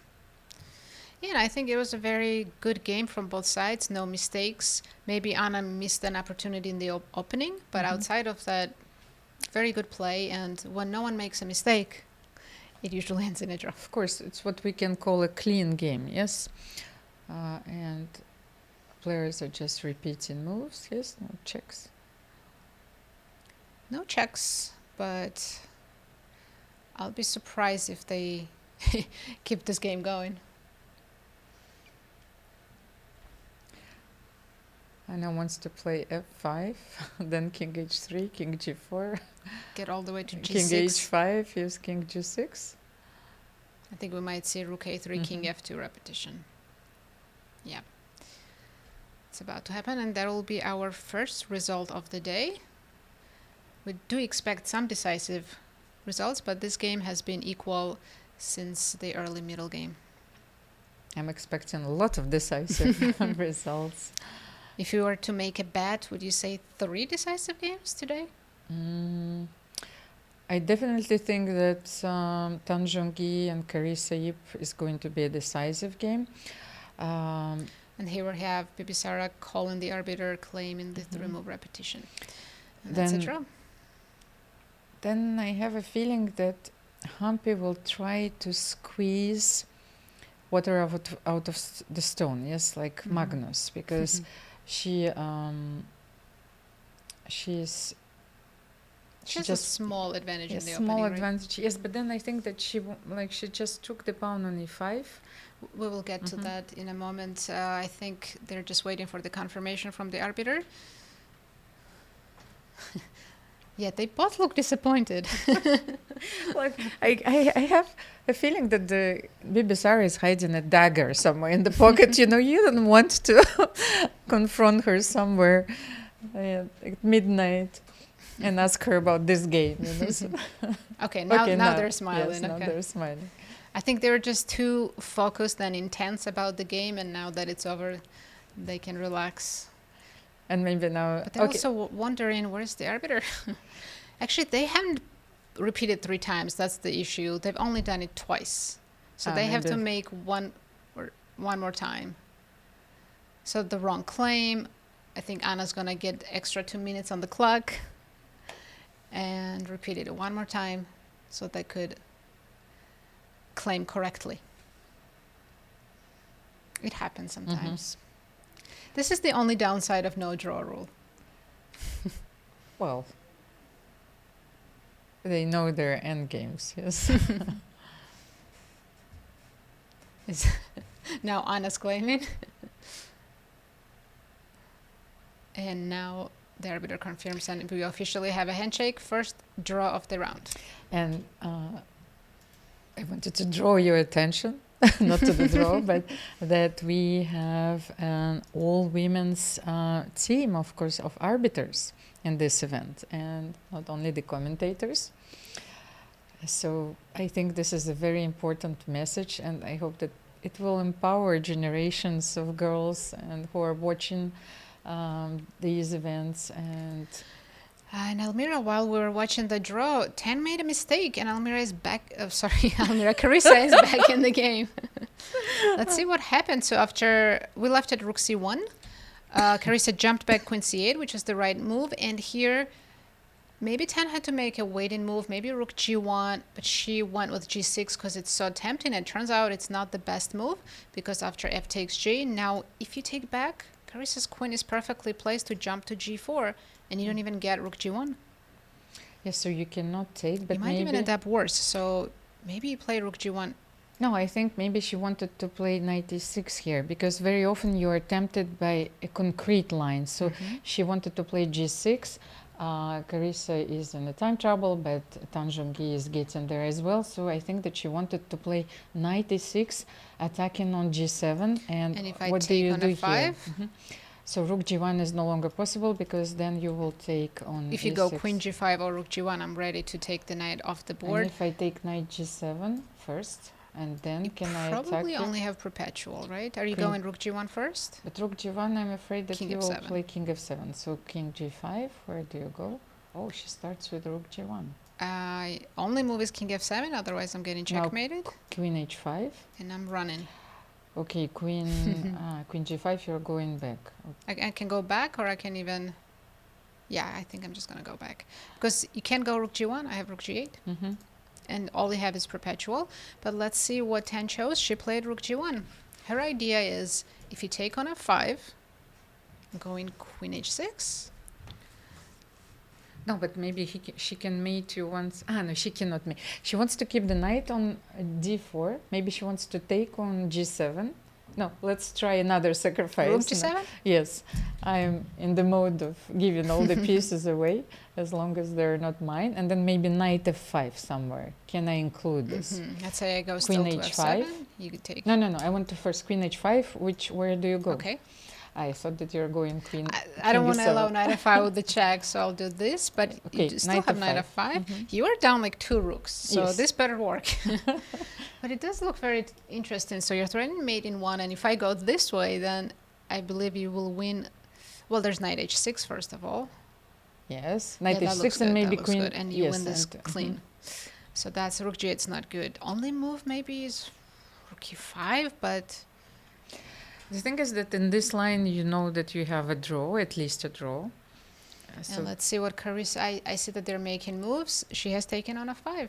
Now we'll see if 10's gonna go for the draw line or keep fighting with queen h6 here or queen g5.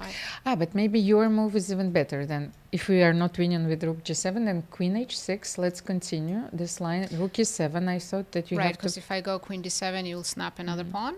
So rook e7. So rook e7, maybe knight e6 here. Right, because you can't take any more. Threatening mate. Only move is queen d7. Oh, okay. And how? But we're missing a what piece. is the We need follow-up? another attacker. I think You know, in we fall shogi, short here. the Japanese chess, like the pieces that you capture become your pieces. So actually, at this stage of the game, which would be considered an end game, you will have a devastating attack, so you can parachute your pieces. So this is what you are missing. You are missing a knight to parachute on If the board. only, yes. Here it still looks scary because maybe there's some ideas of queen g6, knight g5, but it seems a bit slow, and black should be able to defend whatever threats we make. We But are let's say definitely missing a piece. If you play queen, no, you cannot play queen h5, then you will take on e6. Yes? As soon as you let me, I'll take on Yes. e6. Can I make a move, a waiting move like rook g5? But I cannot take any of those pawns. Exactly. So maybe rook g6. Okay, rook g6 G6. with the idea of taking on h5. But I will take on e6 again. D takes e6. And stand on e7. Queen h5. What's the pawn situation? It's equal.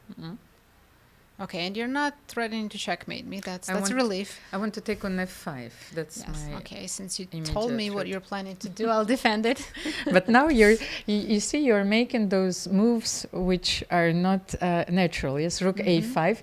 Why are you not tempted to play rook f8? I want to know. Yes, that's a good question.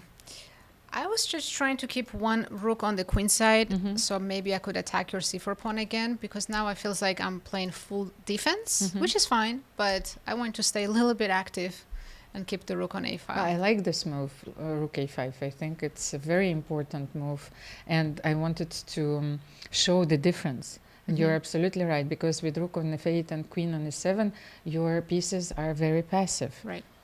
Whether now rook a5, rook c5, controlling the e file maybe as well. Yes. Yeah, there's many ideas here. At least we have one active piece here. But yeah, players are reaching time trouble. 5 minutes for both of them now. 10 is thinking, and this is anyone's game now. This is anyone's game, but longer she thinks, I think the chances are higher that she will go for the draw. For rook g7, yes. Forcing the draw. But either way, Carissa will be happy. She was much worse a couple of times in this game, and she could have been in big trouble if 10 didn't rush with g6. It's almost as she wants to be in this position, you know, to force her opponent, you know, to make mistakes, you know, because you have to make difficult choices, even when you're much better. Absolutely. And if only she would be just slightly worse, then she would win every game. So rook g7 we know is a draw. Queen h6 we analyzed, but it doesn't bring white anything. Okay, she made this move, queen h6. Carissa needs to protect against a mate in one, to defend herself against the mate. We expect rook e7 because queen d7 drops a pawn for no reason. Why You give up mean knight f5? f5? Maybe this is okay. No, this is not okay, because you have to give up the exchange back right away, and it's like, why? Why are we giving all this material back? So rook e7 seems to be the only move that I'm sure Carissa will play quickly. She needs to save some time. They're about 8 moves away from the time control to get extra 30 minutes. But what's funny is that the game can be over in less than 8 minutes. Yes, I'm just... Vaishali is down to 17 seconds, 15 seconds. She didn't make a move yet, so maybe let's switch. Sure, let's go back to the Vaishali. Position didn't change. However, you know, like 6 minutes, 6 seconds. 6 seconds. Yes. And how many moves to go? Still 13 moves to go. Of course, she's going to make mistakes with no time. And this last move, queen e4, seems to be an error. I think, you see, Divya tried to... use this maneuver and to bring another attacker to f5, so knight f5 maybe. It's coming now, and I think Vaishali's plan is maybe... No, she can't do bishop d3 because you will take with the rook on d4. Maybe she wants to play g4, sacrifice the pawn. Well, not really a sacrifice, it's a lost pawn, but... That's the positive way to look at it. It's a sacrifice. Yes, but can you play bishop d3 after that? Let's say so. Problem is you're not threatening mate. It's just a check, and king should be fine. Simply knight b3 and you're winning, probably. So this game can turn around very quickly, and Divya can be on the winning side. She played knight f5. Is on the board. She's already looking much better. Yeah, Vaishali had a good position, especially after she played that a3 move, but time trouble. It's so hard to find good moves when you have only 10 seconds on the clock. Yes, maybe let's stay on this game. Meanwhile, Carissa just made rook e7, so everything is under control. But this game might end in a few moves. Look at the seconds. Let's say g4 was chosen. And we know that knight d4 can be played. This pawn has to knight d4 is just be taken. And I don't see a compensation for it. You must. All right, I'll go h4 with hopes of g5 and some attack on the king side. But now we can maybe force a lot of trades, and then my attack will fizzle, and it will just be up a pawn in the endgame. Yeah, so it means that you want to play maybe knight b3. I was looking at this tactic, knight b5, because if you take on d7, I can win your queen. It's c3. But if I go for this right away, I lose 2 rooks, so that's not great. You will take on d8. So I have to start with rook d7. Now, if you take rook d7, I am winning with knight c3 and knight d4. But of course, you don't have to do that. He could play rook d3, defending both the rook and the fork on c3. But still, black is looking great after knight d6. Yes, knight b5 is a very nice tactic in this position. Nice tactical idea. So knight d4 has taken the pawn. Divya also doesn't have too much time, about 3 minutes on the clock, and still 12 moves away from extra 30 minutes. But critical moment here.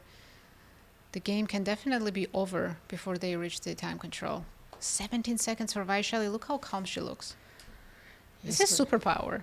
Of course, Nazi, but the thing is, like, it's not easy to find a move here to stay in the game, you know, like king a1, was it king a2? Yes, because king a1, knight b3, I was losing immediately, so king a2.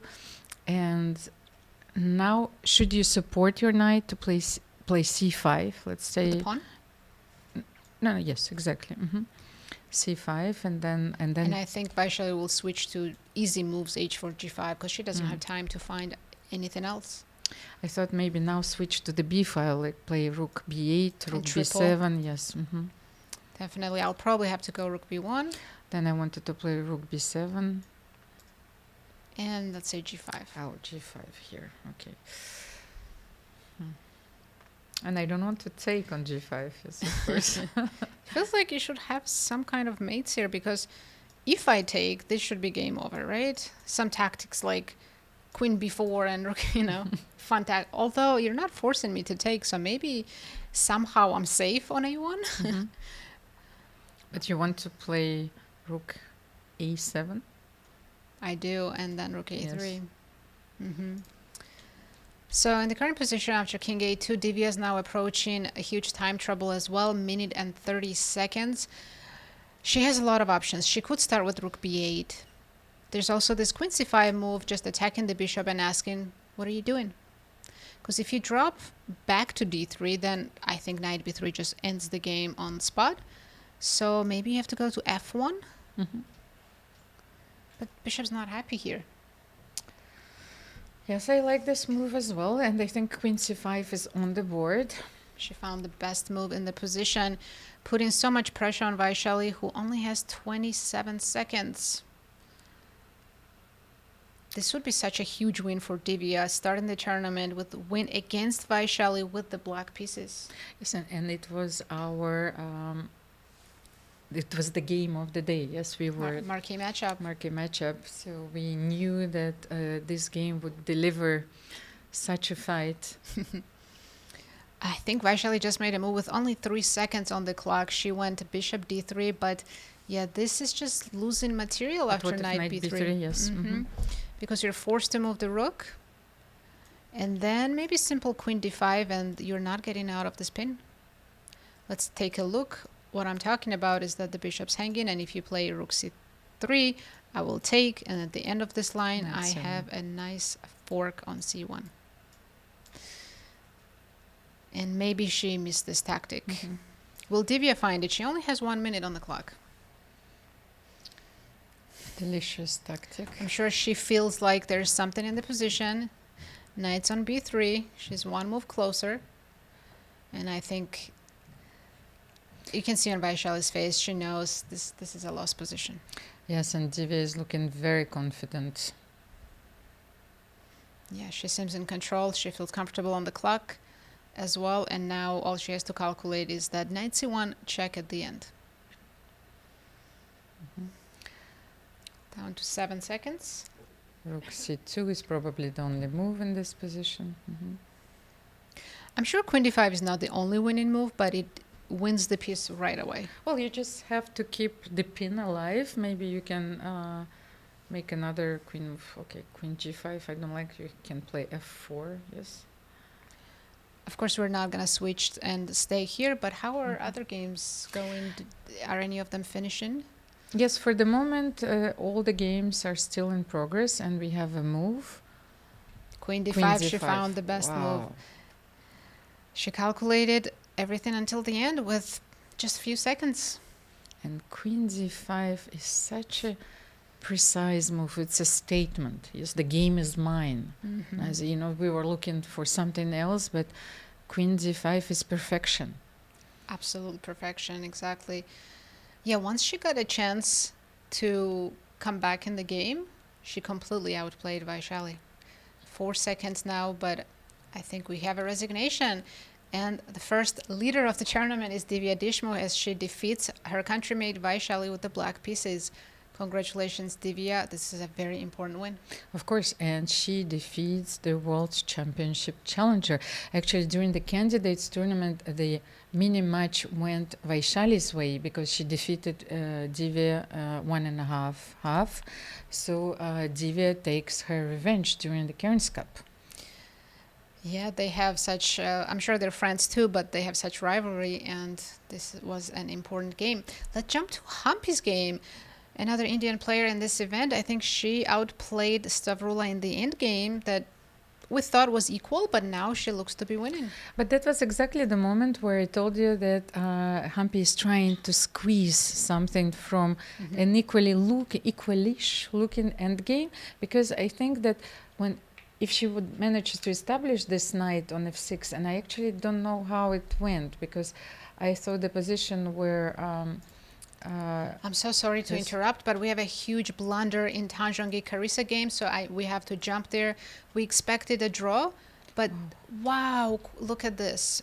In this position, Carissa had to play queen f7, which is hard to play because it's like you're walking into knight h6. But then king f8, and both queens are hanging. So I understand why she missed this move. She played queen f8 instead, and now after queen e6, it's game over. She's either hanging the rook. Now, of course, you can't play queen f7 because of knight h6. Same if you play rook f7. Knight h6, and you're not giving exchange back. You're losing a whole rook. Yes, but look at such a huge blunder. At how tricky Tan played. She used the move queen g6 before playing knight e6, and I think that this move threw Carissa completely off, because she was expecting the most natural move, knight e6, and Tan started the variation with queen g6. Very tricky player, Tan. And yeah, Carissa was so close to making a draw in this game. Just queen f7, if she calculated this. There is absolutely nothing left here for white in this position. You have to trade queens, and you're in this equal rook end game. She was so close to a draw, but now we have a resignation, and Tan Zhongyi wins her game against Carissa Yip. 2 wins in a row. Yes, we have 2 decisive, and we predicted those. Yes, that we are going to have 2 decisive results in those games. And the one that I told you about, it was Humpy Koneru, because I was pretty sure that she will. Yeah, let's jump back to Humpy. You were talking, sorry, I had to interrupt. There was such big blunder in the Carissa's position. Of course, because let's get back to the position where Humpy took on e5. I think that's where we left the game, just for a second, where I wanted to show you. It's move number 29 here. So knight e5, rook e7. What is the evaluation of this position? A bit better for white, yes? Small advantage. Yes, so I was thinking that this game will be the longest one in the event. So knight d7, attacking the bishop, not allowing black to take the pawn on e4.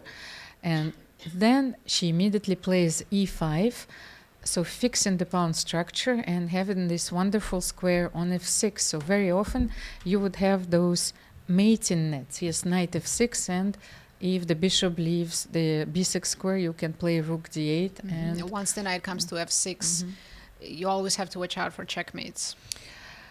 And she managed to do that. Stavroula was forced to be very passive in this game after e5.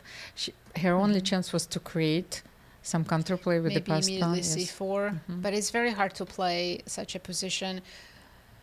And we see Humpy kept improving her position, bringing the king out, and now the c-pawn is blocked. It's not going anywhere. And Humpy is completely dominated on the king side. It's 4 versus 3 with an active rook, active knight. Now it's all about how does she finish. I see one idea. I want to win the f7 pawn. How about knight e8, knight d6? it's very interesting because while you were looking at knight e8, knight d6, I was looking at rook b7, rook b8, yes? Oh, you're still going yes, for the because mate. I'm looking for a square. I was also looking at rook e7, rook e8, you know, so maybe similar ideas. But then you have bishop d8, yes, and you can take on f6. So rook b7 is the only move, yes, to penetrate. So let's see, rook c8 maybe is the only move to protect from this the idea. 94, 96 comes. Yeah, Humpy's got this game. All right, we can take a pause here of our analysis. We have a very fun interview with the players from the opening day, so let's take a listen.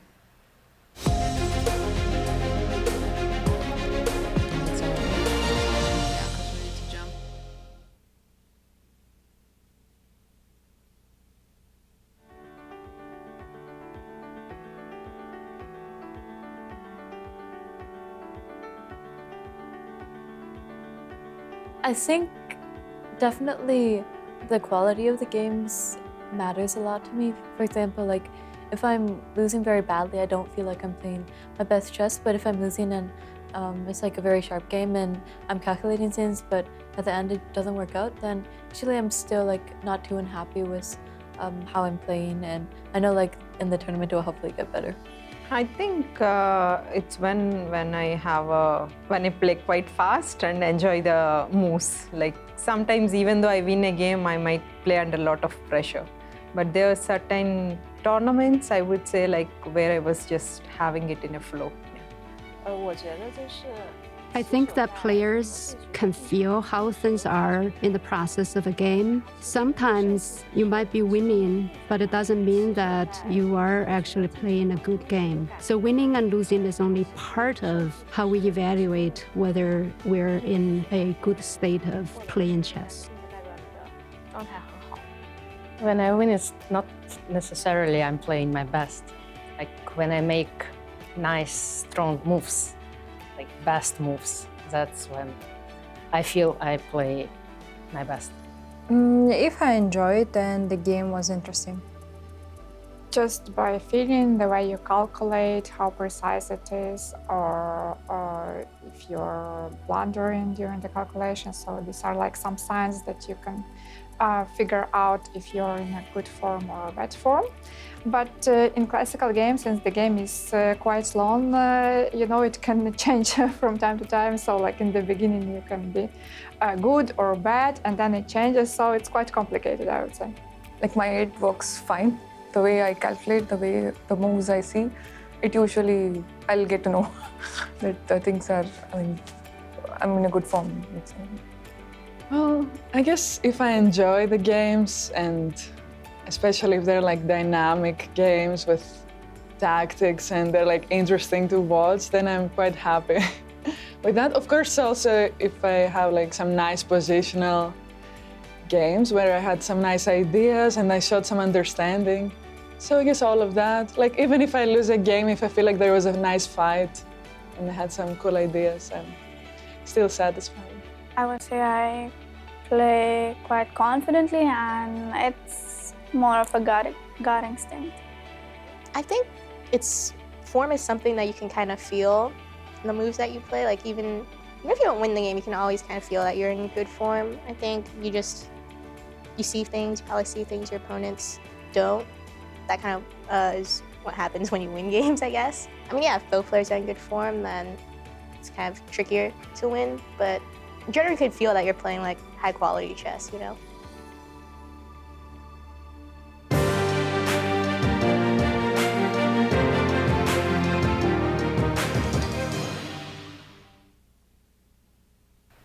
And Almira, let's jump back into this game between Alice and Kosteniuk, because Alice has a lot of pressure in this position. Nadia, and you mentioned that Alexandra Kosteniuk will be in sort of a zugzwang. Yes, she doesn't have a lot of useful moves, so can she play here king f6? I was thinking about your idea. So if king f6, then bishop d7, but the thing is there is a small trap in this line because I can play king e7 back.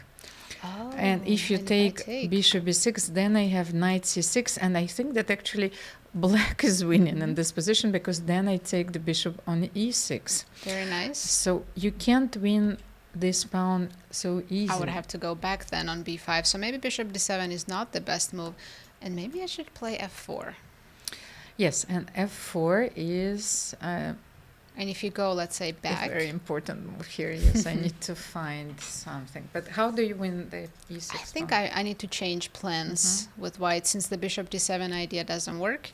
Maybe get the rook on d7, on h7. Maybe win the h4 pawn. Oh, f4 is a very fine move, yes. Stating that... Simply... stating that I have to make a move, you know. Asking you a question, yes. What are you doing next? And what else can I do? Knight c6 is the only other move, but I'm like giving up a pawn. Yes. I mean, maybe you get it back with rook g8, but it's a risk. My pawn is already pushed far enough. Can we calculate maybe this line a little bit? Let's say knight c6. What happens if... Okay, I can still play king c4, I think I'm threatening rook, king c4 rook would b7. probably repeat, though. But then maybe king c3. Let's say king c3. Oh, you're trying to put me in zugzwang. And if I go king e7, you're going to e5? Oh, no. No, maybe you even... There's always knight b3. Yes, you even have rook g8. Okay, so let's say bishop c6. It's the line that we've been considering. Rook c6 and then rook g8. Rook g8. Whose pawn's going to be faster? Your h pawn is very scary. Indeed. So what else can I do? In order to stop your h pawn, I need to improve my rook. Maybe rook c7, rook h7, just to have this. Just to stand behind your pawn. Let's try that. Rook g2, rook h7. And this is a race. I think rook g4 is too slow, right? Now after c6, you take here, I go king b5, and goodbye. No, I think that's why you needed to keep your rook behind the king, and especially like on the second or on the first rank. So you have to start checking. Let's say if white plays a5 here, like before rook h7, let's say if you play a5, then I will always have rook b2 check. Where do you go? Let's say c3. c3, then I wanted to play rook a2. And if rook b4, okay, let's say rook b2 back, so you need to make another move, maybe king a3, let's say, something like this, and then this is a tricky move, maybe actually. Rook b1? Yes, rook b1, c6, let's continue, and then maybe h3. I have to play rook h7 before it's too late. Rook c1. Okay, you're getting my pawn. Okay, c7. c7, you go h2. Yes, and actually h2 maybe apparently it's losing. How is it losing? Oh, it's interesting. So rook h2. I'll start with the check first. You move the king somewhere. And now you take. Now I take, and then I still have the a pawn. Let's say king g6. Where? Now, because I cannot take on c7 because there is rook h7. Okay. And now you simply play a6. And then king b4, and you want your king to come here to take this, but you're cut off. So I think we got this endgame a bit wrong. So it's not only you have to have your rook behind, but you probably have to push e5 at some point, because we need this pass pawn on the f. I'm gonna back up. I think somewhere here. Maybe not h2, h3. Yes, maybe you start with king g6 so you can take the pawn right away. Because every tempo is so crucial here. Now if I go king b4, how are you in time? You go e5. And after I take, you go f4. And you're very... king f5, of course. Supports in your pawn. This is absolutely necessary. Yeah, Alexandra just made a move, king f6, but she's in second time trouble. Remember, they passed move 40. Exactly, and we all know how difficult it is to defend such endgames, but especially with so much pressure, yes, on your shoulders, and she's down to her 2 minutes. Yeah, it's so easy to make mistakes here. We have all the time in the world, and we are struggling to save this endgame. She has to save it with only 2 minutes on the clock. Alice enjoying her 30 minutes. So Alice is contemplating her position, and I think she's about to make the move f4. F4 is such a strong move. Maybe she will start with rook d6 right away. I don't know what the difference is between these two moves, because is allowing black to play f4 that bad? Maybe not, because if you do this right away, you will lose this pawn now. So she could start with rook d6 first without including f4, but it just looked so good to stop all black pawn's movements with f4. And I just wanted to keep an eye on the game between Humpy, Koneru and Stavroula, Tsolakidou, but this is still a very balanced endgame. Humpy is a pawn up. However, Stavroula just played h5, which was a very precise move. She will trade another pawn, so let's stay on this game. Yeah, just to update our audience, we already had 3 results. Zhongyi defeated Carissa Yip with the white pieces. Divya Deshmukh with the black pieces defeated Vaishali. And it was a draw between Anna Muzychuk and Bibisara Assaubayeva. So only 2 games left. And Humpy, Koneru, Stavroula we expect to be a draw, but in this game still anything can happen. What do you think, Almira? How is Kosteniuk feeling right now? Well, she's, like in this song, yes, staying alive. Yes, it's like it's important to stay alive because every half a point is important in this event, and especially from a psychological point of view, if you defend such a difficult end game, you are. It's a form of renaissance. Yes, that it's so uplifting, and your next game. It will feel like a win. Yes, it will feel like a win, of course. So your next game with the white pieces will be completely different. Indeed, but Alice, she got this opportunity in the end game. Never before she was better in this game, and she knows it now. She has not only an advantage in the position, but also huge advantage on the clock. I think in her game against Alina Kashlinskaya last year, she turned the tables around, and also she won a very interesting rook end game. Alice? Yes, it reminds me of this game. So. And there was a time a couple years ago where Alice was extremely strong even back then, but she had this one weakness, and it was endgames. That's why she doesn't even have more American Cup titles. I know she already has 3, but she could have had 4 or 5. But Irina Krush outplayed her in the endgames. But she definitely improved. And now look at her. She's the one outplaying former world champions. Well, she's torturing the former world champion, let's let's say. Yeah, definitely. And it, I mean, a couple moves ago it was equal, and now it's already better for white. And I also like that she's taking a think here. Instead of rushing with f4 or rook d6, she's comparing these moves. She knows that Bishop the chance she has doesn't work. Yes, and the chance she has is small, and she cannot let it slip away.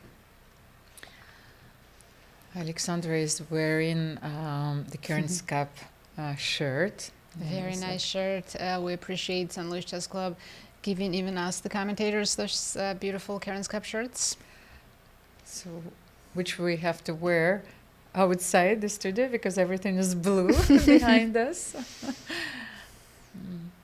But I know that all the players, they're actually waiting for this moment, to find out what is in our gift bags. Gift bags, yes. By the way, Nadia, I was observing the players. Not many players, they walk during the games because some of them are anticipating the moves of their opponents, so they're not sitting at the board and let's say Peter Svidler, who is commentating the Sinquefield Cup. As long as I've known him, he was always walking, pacing around the playing hall. Levon Aronian is the same way. I am the same way. By the way, it's very difficult for me to wait for the move. However, almost every player in this tournament is sitting at the board. Maybe except for Carissa. She's the only exception. She likes to walk around, and I guess she gets maybe impatient to sit at the board and wait for her opponent's move. But it was not the case today because she was under spent a lot of time. a lot of pressure in the opening. Yes, she had to spend a lot of time. So, are you sitting at the board? It's 50-50. I do both. Depends. If I'm comfortable with my position, then I'm walking a lot more. If I'm worried about my position, I'm not moving. And that's, you can see, yeah, Kosteniuk, I mean, she doesn't even have time left to walk around, but she's definitely worried about this endgame. Makes me think about this famous sculpture by Rodin, yes, the thinker. Yes, where it's like you have this pose like chess player. This sculpture could easily be named chess players. Yes, work in progress. Absolutely. Well, I think Alice is taking her time. Let's jump to Humpy's game and see if they're closer to a draw. Has Stavroula traded any pawns? Yes, because I can see how Humpy can improve her position. She definitely needs to win the pawn on a6, but at the same time, the pawn on a5 will be always threatened by the dark square bishop. So what else can you do? Maybe she's anticipating the king's march, something like king c5, king b6. Are we in time like to parry this threat? Let's say king c5. What do you do here? Let's say so you of take course, on g5. I'll just show why we can't take here. Then we are simply losing. King b6, and you think you can put me in stalemate, but there's still pawns on the king side, so I can easily win a tempo here and get out with my king and head towards the king side. So after king c5, let's say I trade pawns. Yes. I thought maybe you should give a check. Bishop f2 check, but then king c6. Let's say I stay on this diagonal. Ah. You go king b7. Yes. Heading towards the pawn, and of course I have to centralize my king. So we'll manage to win the pawn on... But can you take on a6? e6. I was not sure. Let's say e6. Okay, so I have to use... Well, I'll try to stop both pawns. So if I go to f6, I think I'm losing after king b7. Think bishop c5. c5 only move. And then I think king now b7. You also have to be careful, right? Because you can lose. Yeah. Yes. But somehow white is still drawing after g5. This is fascinating. It's like a study. Okay, let's continue. But then what is happening? Because look, if you play king d5 here, no, now look at that. King b5, white wins. Oh, you can't take on e6 with the tempo. So you have to lose another tempo. Let's say bishop d6, and then a6 and is then coming. You have to lose another tempo. No, you just can't. That's it. Can't afford to do this. So only move here is king b4 to make a draw. Wow. Then I go to b7, you take a5, and I'm apparently right on time. Okay, this is just beautiful. Wait, I can go e7. Look at this. You cannot play g5 because you will close your bishop, Nazi. Yes, bishop h4. This is fascinating. So if you go bishop h4, king f7, you don't have g5. And if you go bishop f6, I have this tempo. No, this is so beautiful. We might see all of this happen. Yeah, I mean, we went far, but if Humpy wants to try for a win, this is the way. However, that's also a risk. We saw white can lose that endgame. But I wanted just to make another move. Let's say king c5, you trade on g4, then bishop f2 check. Yes, king c6. Let's say you made a waiting move. So is there something that I can do here? Let's say king b7, king d5, and then maybe knight. Maybe not sacrifice the knight. Yes, maybe knight. Knight d6. You will take king g5. Knight b6. Okay, let's try knight b6. I'm gonna take king f5, king a6. Okay, let's try this line. Okay, this does look very promising because if I go for your pawn. Yes, now I think king b7 is winning. And I'm no longer catching you. But Nazi, you have to start with bishop c3 and give up the bishop, I think, immediately. Yes, and so I'm in time to take your pawn and your knight's too far to protect it, right? So I think king b5 here, and you take bishop a5 immediately. Absolutely. And king f4. You can take with the knight, but it doesn't matter. Yeah. Could we bring the knight closer? King f4. I can't play knight f6. So currently, in this live position, Humpy is considering her options with king c5, but as we showed in the analysis, Stavroula, if she finds the right moves, it's still a draw. So Almira, let's jump back to Alice's game because Alexandra Kosteniuk is in huge time trouble, but Alice, she went from 30 minutes to down to 13. She's trying really hard to find a win here, and she doesn't have a win. She just had a small advantage, and she has to be careful to not let it slip. We discussed move f4 and immediately rook d6.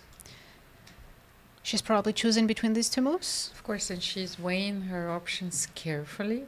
So we know that bishop d7 doesn't work because Alexandra can simply play king e7 and drive this bishop away because bishop e6 is losing, of course, after knight c6. So I was going to say one more thing. Could we play rook d6 here? Because now I am threatening to take bishop e6. Oh, yes, we forgot about this move. So, and also from afar, I thought he had rook d8, but I keep forgetting that knight is hanging, so the rook doesn't move. But can you, so rook d8, king a5 is winning, yes? So yeah, the pawn endgame should be a very easy win, right? Yes, king because b6. You will play a5 and c6. Or I can simply go c6 and my king walks and picks up all the kingside pawns. So maybe this is what she's considering. Because how do you defend e6? Aren't the pawns falling? What else do we have here? Ah, Nazi, there is a move b6 here. It's a hidden gem because your rook is en prise. Look, I can't move either of these pieces? Yes, because like it's the only move probably in the position because it's a desperation. It's b6, but if those moves work, they are bringing you closer to a draw. Yeah, b6 is such a crucial move, but it looks like this will be saving the game, and maybe this is what Alice spent all her time on, and I just saw that she made a move f4. Good decision for sure, and Alexandra was ready. She went knight c6 back, the best move, giving up the pawn, but going for the counterplay with rook g8. But then, Nazi, we calculated this line, bishop c6, b takes c6, rook c6. However, let's consider another option. a5 immediately, yes? So we're not greedy, and we're going a5. a5. Sorry, my mouse is not cooperating with me, so it's a bit slow. And then rook g8. So a6 right away. Yes. Okay. Am I right on time? Because you're so close to promotion. But yeah, I have rook a2. If the king was on b3. Yeah. So maybe rook c6 here, but then... I will probably go rook a2. Can you play h3 here? Oh, no, you can play rook a2. So, king b5. Let's try. King b5. Okay, let me create my own passer. Rook c8. Okay, h2. Rook h8. Because I thought I have a few squares now with my king, and I'm protecting both. So if I start giving you checks. King c6. And rook a2. Yes, king b7. King b7. You want to hide on a7? Yes, I wanted to hide, but then maybe you... And then I'm finally starting to bring my king over, right? Oh, you don't play e5 here? Because I thought that you were going to push. I was worried about c6, and I don't know how to stop you. So if I play king e7 now on c6, I'm right on time. And I'm actually winning, apparently. That's a surprise. Wow, but then maybe not king a7, king d7. Okay, so if your idea is to play king e7, now let's get back after rook b2 check. Here, where was it? But how do you get to d7? My king was on... here. I don't want to play king b7, but king d7. So you're giving me a6? Yes, but then c6. Okay, let's see. Rook takes a6. So can I They are following our analysis, by the way. Okay, rook h2 maybe, and then I want to play c6. Okay, this looks great. How is this not winning for white? And why is not winning? I think engine manages to defend it, but for humans this looks very lost. So let's say e5 is probably losing here. Rook h6, yeah. Rook h6, of course. I want to give you a check and bother you with checks, but I only have one check and then I'm lost. So let's try rook a4. I think I have to take this pawn and then give up the rook right away. Okay, and if I play something... No, now I think this maybe... The thing is, here you're still winning, right? Somehow you're not. This is so strange. No, but because I can play rook d4 check. Where do you go? King e8? How do you stop my pawn? Oh, rook h4, rook h8. I see. But instead of rook a2, apparently there's a different win here, right? Just take the e6 pawn. And now you're ready to cover with the rook. Yes, you're threatening c7 and rook c6. Let's catch up with the players because they did follow our lines, but after rook g2, which move did we look at? We looked at a6. I think Alice played rook c8 right away. Okay, maybe this is a simple transposition. Because actually, only move here for black that doesn't move is apparently king g7. Ah, but then king g7, what do you do? Actually, how do we get the rook to h file after king g7? You know, you can give me a check, but I'm staying on g6. Yes. And if you don't get the rook on h file, then this should be enough compensation for your pawns. So let's say rook a6. Let's start a6? with a6, yes. Rook a2. Then king b5, and then you play h3 probably. Yeah, my only chance to stop this pawn is to play rook d8, rook d1. King g7 is a very important inclusion. It is indeed, and I think it's also the most natural move because you don't want white's rook coming to h8. Are you tempted to push h3? Can I try a king g7, rook e8? Okay, going for a different pawn, and if I, let's say, let you take it? Yes, I want to take it, but then h2 and I'm losing. Yes, yeah, because I have rook g1, and you're still cut off from the h file. So critical moment after rook c8, Alexandra down to 2 minutes. She's definitely considering king g7 and all the other moves available, which is h3 or rook b2 check, but the only move that draws is king g7. If she plays anything else, Alice has a chance to win. Such a critical moment. What do you think she's going to play? I think king g7 is definitely her first choice, but she's down to 1 minute 40 and she's seconds. Hesitating a little bit. Because here we can see the eval bar. She might be thinking this is already lost. She doesn't know that it's actually a draw after king g7. But let's say king g7, a6. We are playing rook a2. Okay. And then let's say king moves forward. b5. What else? h3. Yes. h3, yeah. Maybe our only chance to make a draw here is to give checks. I know. Can I play rook d8? Yes. Exactly. Okay, let's try. Now we can drop to d1. So let's say h2, rook d1. And I think I have to start giving you checks. And your pawns are, you know, a little bit too farther away that king can't be protecting both of them at the same time. And Alexandra just played king g7. The best move in the position. The problem is as soon as you hide, I'll attack the other, and this is such a strange draw, but it works. And if you're willing to give me one pawn, yeah, then all of this needs to be calculated because this also looks winning for white.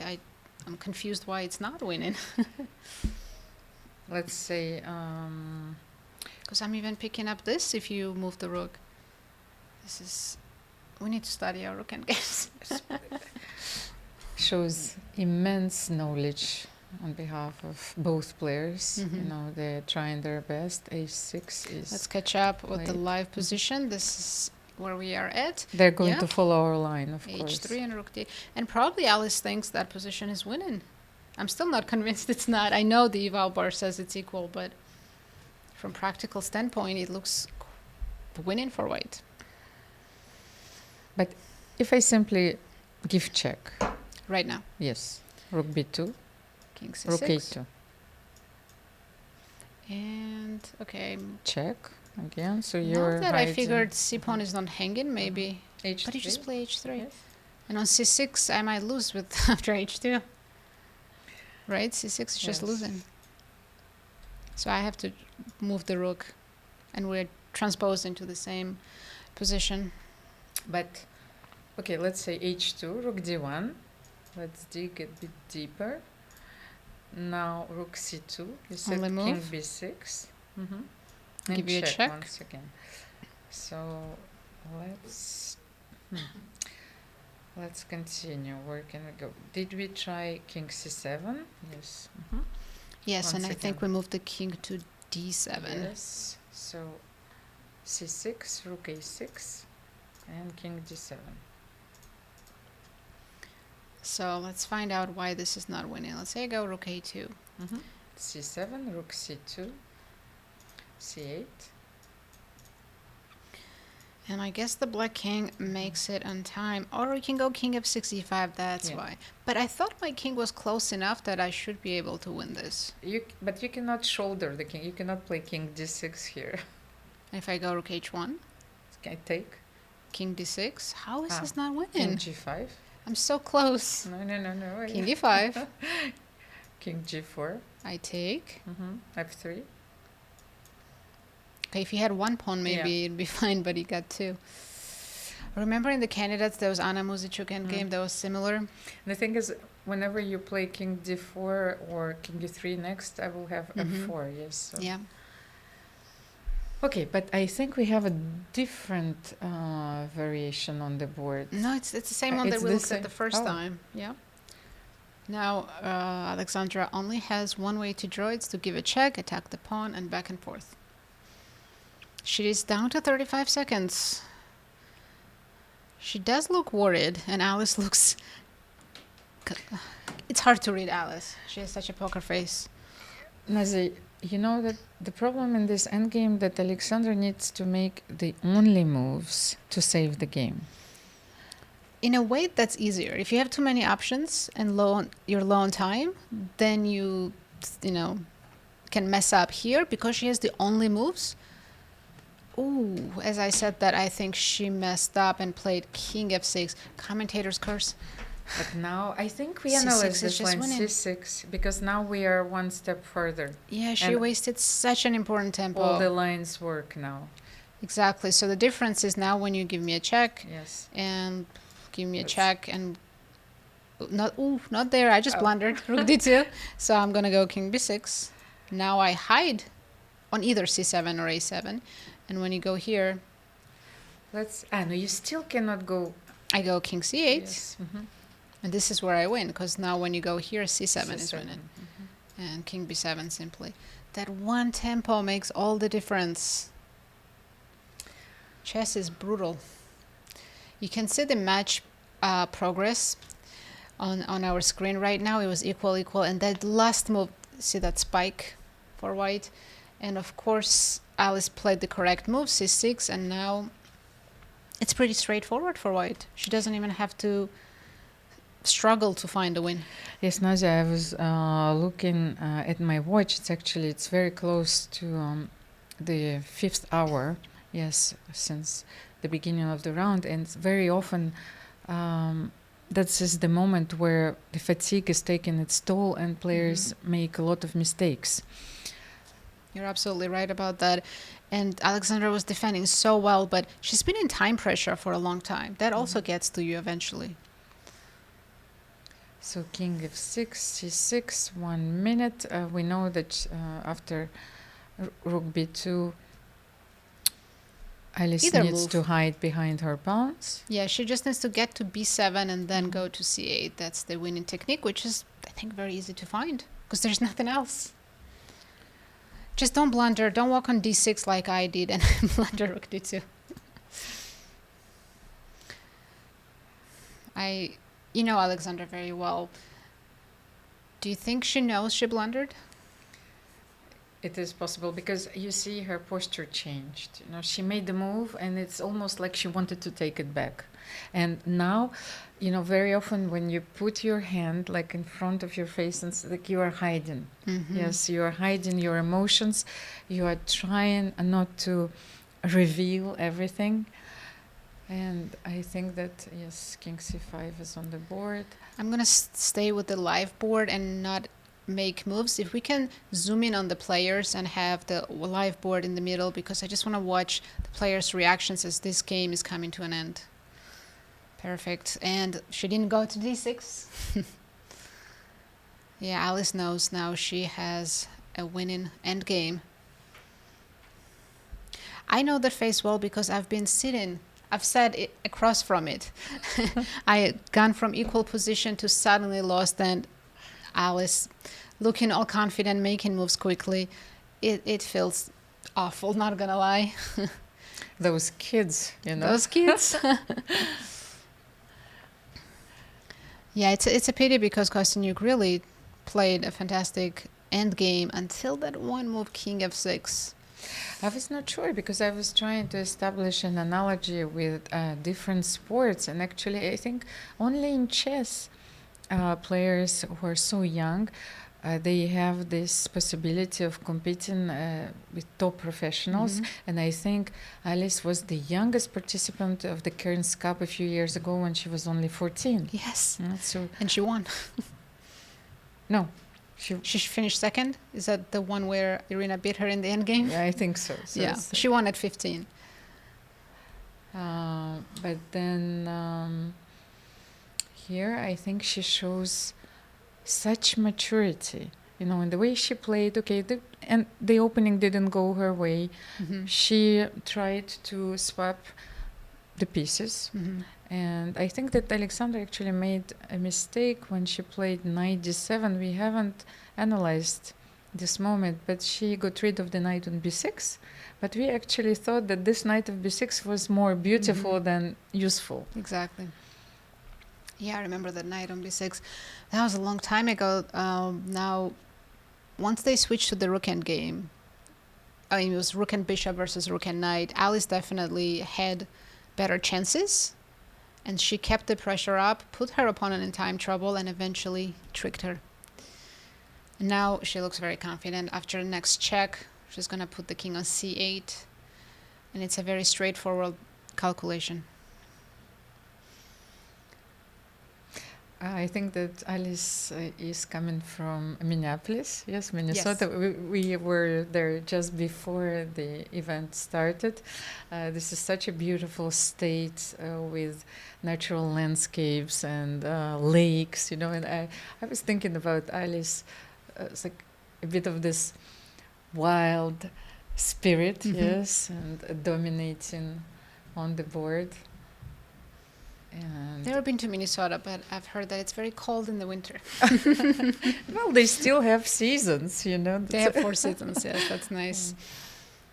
And she's playing very well. I believe even king a7 is winning here, but I thought king c8 was just very easy. We'll see which one she chooses. Yeah, she's gone to c8. That's the most natural way to continue. And while we are waiting for the result in this game, I think that Humpy... Well, that game is about to end in a draw as we expected. Yes, Humpy managed to win the A-pawn, but Stavroula Tsolakidou was, of course, aware of this idea that she could sacrifice her bishop. So we're right. 3 decisive results in this round. Not bad for round 1. Because, you know, the first day, everyone has nerves and they play more solid chess, you can say, and they're more cautious. Not this latest. 3 out of 5. How about the Sinquefield Cup? You know, I haven't been following. I think there were at least 4 draws. Maybe 1 game is still going on, but I think they can compete with this event as far as decisive results go. Yeah, so let me remind you, Nazi, what were what was the percentage of decisive games during the last Cairns Cup? It was over 50%, 53.3, 24 decisive games out of 45. But I think what is more important that only a few years before that, this percentage was at 60%. So I think that this tournament is very inspiring for the players. And Alice is one of the players who is playing for the GM norm. So this win is absolutely huge for her. Game's not over yet, let's not call it, but if she continues with the logical moves, it should end pretty soon after c7 and king b7. black is not even able to sacrifice the rook for the c-pawn.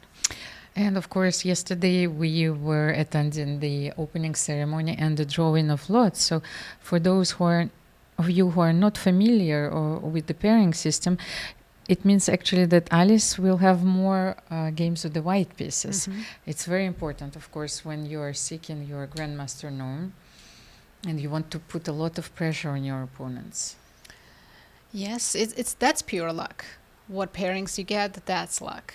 And I remember Carissa at the opening was so unhappy when she got number 10 because she starts with 2 blacks. But guess what? Every time she wins US championships, she wins more games with the black pieces. So I think she's still good. She just needs to recover from today's loss. Alice now has 10 minutes. She's taking her time to make sure she's not missing any crazy ideas because she's so close to converting this endgame. So c7 or king, like c7 first, of course. You are forcing the rook to take on a6 and king b7. That's it, because, okay, there's one line. I will just draw the arrows. c7, rook a6, king b7, and we thought, that's over. There's rook d6, one tricky move, right? But I think we simply go rook h1. Ah, okay. And rook d7, then king c6. Right, I pick up h2, and again, this f4 move was so crucial earlier. No, and actually in this variation, your king is on c7 after the rook c7, king c7, so you're very close to the d6 square. So. And that's probably what Alice is calculating before going for this line. But there is no other option. If she comes back king b7, of course, check again, and what do? So whether she thinks it's winning or not, she will still try it. Worst case scenario for her, they go to that endgame rook versus pawns and it's a draw, but she will find out it's actually still winning. All right, c7 on the board. Alexandra with 30 seconds. Can she do anything else besides take on a6? I was thinking maybe she can deflect the rook in some way, but h1 is simply suicidal because we want to take this pawn anyway. 18 seconds. She needs to make a move. And down to 10. It's between king e7 and rook a6. I don't think she has any other legal... Ooh, e5. Something we definitely didn't look at. But just king moves, right? I think white's getting a full queen now on the board. No, maybe she thinks that she can. She still has a chance to survive after king d7, rook d2. Is this a possibility? But I will take and get a queen. So this is it. Yeah, this is absolutely over after any king move at this point. King d7, king d8, even king b7. Just don't take on e5, right? Maybe that's winning too. Let's try. Let's take on e5. I can't analyze because we're on the live board. So then if we take on e5, because maybe there is an idea behind e5, even if probably this move was played out of desperation, because what can you do here? Let's say king e5 and then king somewhere. King b8, right? Yes, king b8. Yeah, it's still winning. So pretty much every move here for Alice is winning. But then maybe rook b2 check. Okay, let's just one sec. I will. So we do have a result in this game. Stavroula Tsolakidou was able to save the game against Humpy Koneru. Sure, she feels so relieved. She was in so much trouble in this game. And the only game we have left is between Alice and Alexandra. Yes, and you can see Alice's focus now. She knows this is it. This is it, and she needs to use both of her pawns here, I think. If she takes on e5, then she needs to bring her king closer and then to push a7. Yes, just not to rush anything. And let's say f takes e5, king takes e5, king b7. She gets a few checks, and whenever she has a moment when the rook will be on c2, she can play a7. Exactly. She has 2 pawns, so black rook cannot manage to sacrifice itself for both of them. But I think she she's the type of player who likes to play first computer lines. You know, she's so young, she grew up with the engines, and she usually chooses computer's first line. So king d7, and we thought that... I think this is it. Alexandra is down to 10 seconds, but it's not the clock that's the problem. The game is practically over. She will probably try rook d2, as she has, and she will play with the queen against queen and the rook, but white king is so perfectly placed. There's not going to be any perpetual check. Yes, because you actually only have one check. Yes, queen h7, king goes to d6 or c6, and yes. no more checks. Well, you have queen h1 after king c6, so maybe king d6. I also like that Alice included this move rook d6, so now there will be absolutely no checks, and there is a handshake. Wow, what a huge win for Alice Lee, taking down former world champion Alexandra Kosteniuk. Alexandra is complaining about something. Maybe there was noise coming from the other room, from the Sinquefield Cup. Yeah, she was in time trouble when probably there was a lot happening in the other room. That's unfortunate. Yes, and we all know that, of course, that noise, one idea might completely throw you off. And absolutely. That's why, you know, chess is a silent game. We need to be able to focus the entire game. Yes, you know, I was thinking if you could compare chess with music, of course, but it's a silent symphony. Yes, it's beautiful, but, you know, it's for us, you know, to contemplate in silence and to create in silence. So Alice Lee won. This is the third decisive game of the round, and what a win it is. Absolutely, and I'm sure we're going to have her here for interview. Alice is the youngest player in this event. Yeah, she's the youngest player in the tournament, and now she's co-leading with two other players, Zhongyi and Divya Deshmukh. Yes. Who says this? Yes. Yes. I hope to get some standings after today's results. As you can see, all the games have finished. We had 3 decisive games, 2 draws, although it was almost 4 decisive games. Humpy was so close to winning her game as well. So, Nazia, I hope that Alice will come to our studio shortly and share her thoughts and especially feelings. Yes? Yes. So, let's have a look at the standings before... Yeah, before Alice gets to our studio. There we go. After round 1, we have 3 leaders. It's Zhongyi, former world champion, Divya Deshmukh, the World Cup winner, and Alice Lee, the youngest player in the tournament, with 1 point. There were some draws at 50%. Yes, then we have Bibisara, Assaubayeva, Muzychuk, Humpy, Koneru, and Stavroula, Tsolakidou with half of a point. And sharing the last place are Alexandra, Kosteniuk, Vaishali, Rameshbabu, and Carissa Yip. Nazia, I think everyone is curious to find out what are the pairings of the second round, so let's have a look. Absolutely, let's have a peek at tomorrow's pairings. Wow, some of the leaders are already facing each other. So tomorrow we start with Divya Deshmukh against Alice Lee. Don't you think that will be our marquee matchup? It has to be. It has to be, yes. Of course, all the matches are exciting. We have Zhongyi against Humpy Koneru, then Stavroula Tsolakidou against Muzychuk, Bibisara against Vaishali. What a big matchup. First and second finisher of the candidates. And Carissa Yip against Alexandra Kosteniuk. These 2 great fighters looking to bounce back after such painful loss. Nazia, this is my small tribute to friends. Like, if we're talking about our first game, could it be more interesting? Thank you, Chandler. Actually, I was wrong earlier. I said Carissa starts with 2 blacks. It's Alexandra Kosteniuk who starts with 2 blacks. She had a tough loss today against Alice, and tomorrow she'll come back to face Carissa Yip with black pieces again. So, Almira, in the beginning of the round, we made our predictions who's going to win the tournament. Let's have a look at the graph. My pick was Alice Lee. She won today.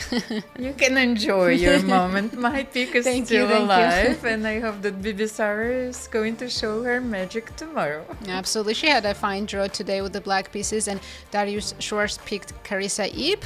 She did have a bad start today, but it's Carissa. If anyone can bounce back, it's her. And the tournament is very long. Every game is very intense. You know, it's not like you're playing the Grand Slam and you're meeting with your fellow number 2 or number 3 seed. Every day you are playing one of the strongest players in the world. Absolutely. You don't have rest days here. Every day is a fighting day. Well, Almira, it was a great start of the tournament. The ladies gave us such fighting games, 3 decisive results. We're looking for more fighting chess tomorrow. Of course, and it will be my pleasure to be here tomorrow at the same time. Thank you very much for watching. Goodbye from St. Louis.